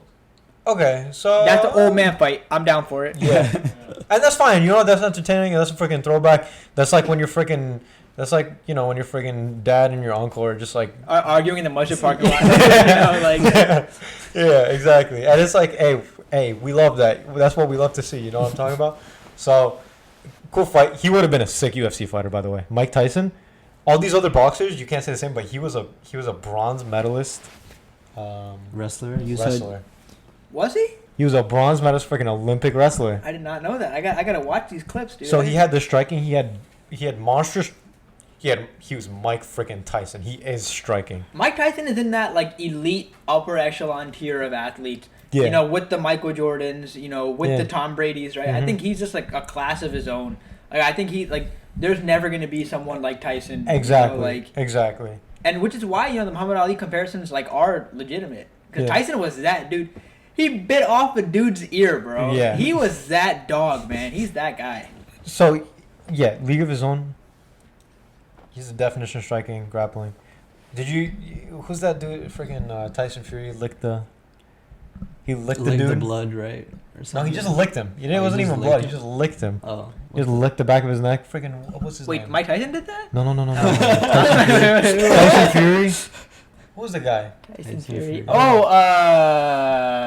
Deontay Wilder? Yeah. Let me just tell you, bro. If your freaking mouth goes anywhere on the other person's body, you reach goated freaking status. Dude, you're Chad. Mike Tyson did that, and Tyson Fury did that. Alright? And you listen. You don't even think about like licking nobody unless you're the freaking top of the top. Anyways. With that being said, don't lick people. Don't lick anybody. You could lick Arshad. Because that would cement his goat status. Anything? Is there anything we need to end on? Alright, you can catch me on my social medias. I'm a big influencer. You know, I'm trying to get big in the clout game. You could catch me. It's like, nah, I don't care. Don't follow me. I don't care, dude. Like, don't do anything. Follow him at Azam. That's Naqvi. No, I would decline. Okay, but Follow us though. No, but follow him so that we can get more clout. Nah, real stuff. Shout out Redbuddies podcast. Shout out my boy Zarir over here. First time I met him on audio. Good guy. Shout out Ahmed. This guy knows everything about fighting sports. Shout out Arshad. He's just Arshad, you know. Just Arshad. Yeah, and make sure you follow at Redbuddies podcast. I want to thank you so much, Azam, for taking time out of your day to come. Like I said, this is the way I described Azam like in the car is like sometimes you have like you have like professionals or like experts in their fields and whatever coming on the podcast, but sometimes you just have your freaking boys. Like sometimes Joe Rogan just has Eddie Bravo on, and Azam, I hope this isn't the last time you're on the podcast. I hope this is absolutely not. This was a ton of fun. I never did this before, and no better person to do it with than you guys, right? Yeah. Like this was awesome. Yeah, and we just have a couple minutes left until we got to pray, so we got to wrap up. So real quick, at Redbuddies podcast, make sure if you're watching this freaking video, if you're watching this in a clip or something, like subscribe, go to our YouTube channel, subscribe. What else? What else we got? Instagram, YouTube. Instagram, YouTube. Do we have the Subscribe. Spotify up yet? No, we don't. We should get on that. All right, Spotify coming out soon. Come All on, right. soon. Also, maybe Apple Music when? Soon. Or Apple Podcast when? Soon. Apple Podcast soon. Hey, keep your freaking eyes out. All right, and be a quick mover. Sponsors, Crawfish and Chicken. We're waiting on the sponsorship deal. But thanks for watching us, and tune in next week.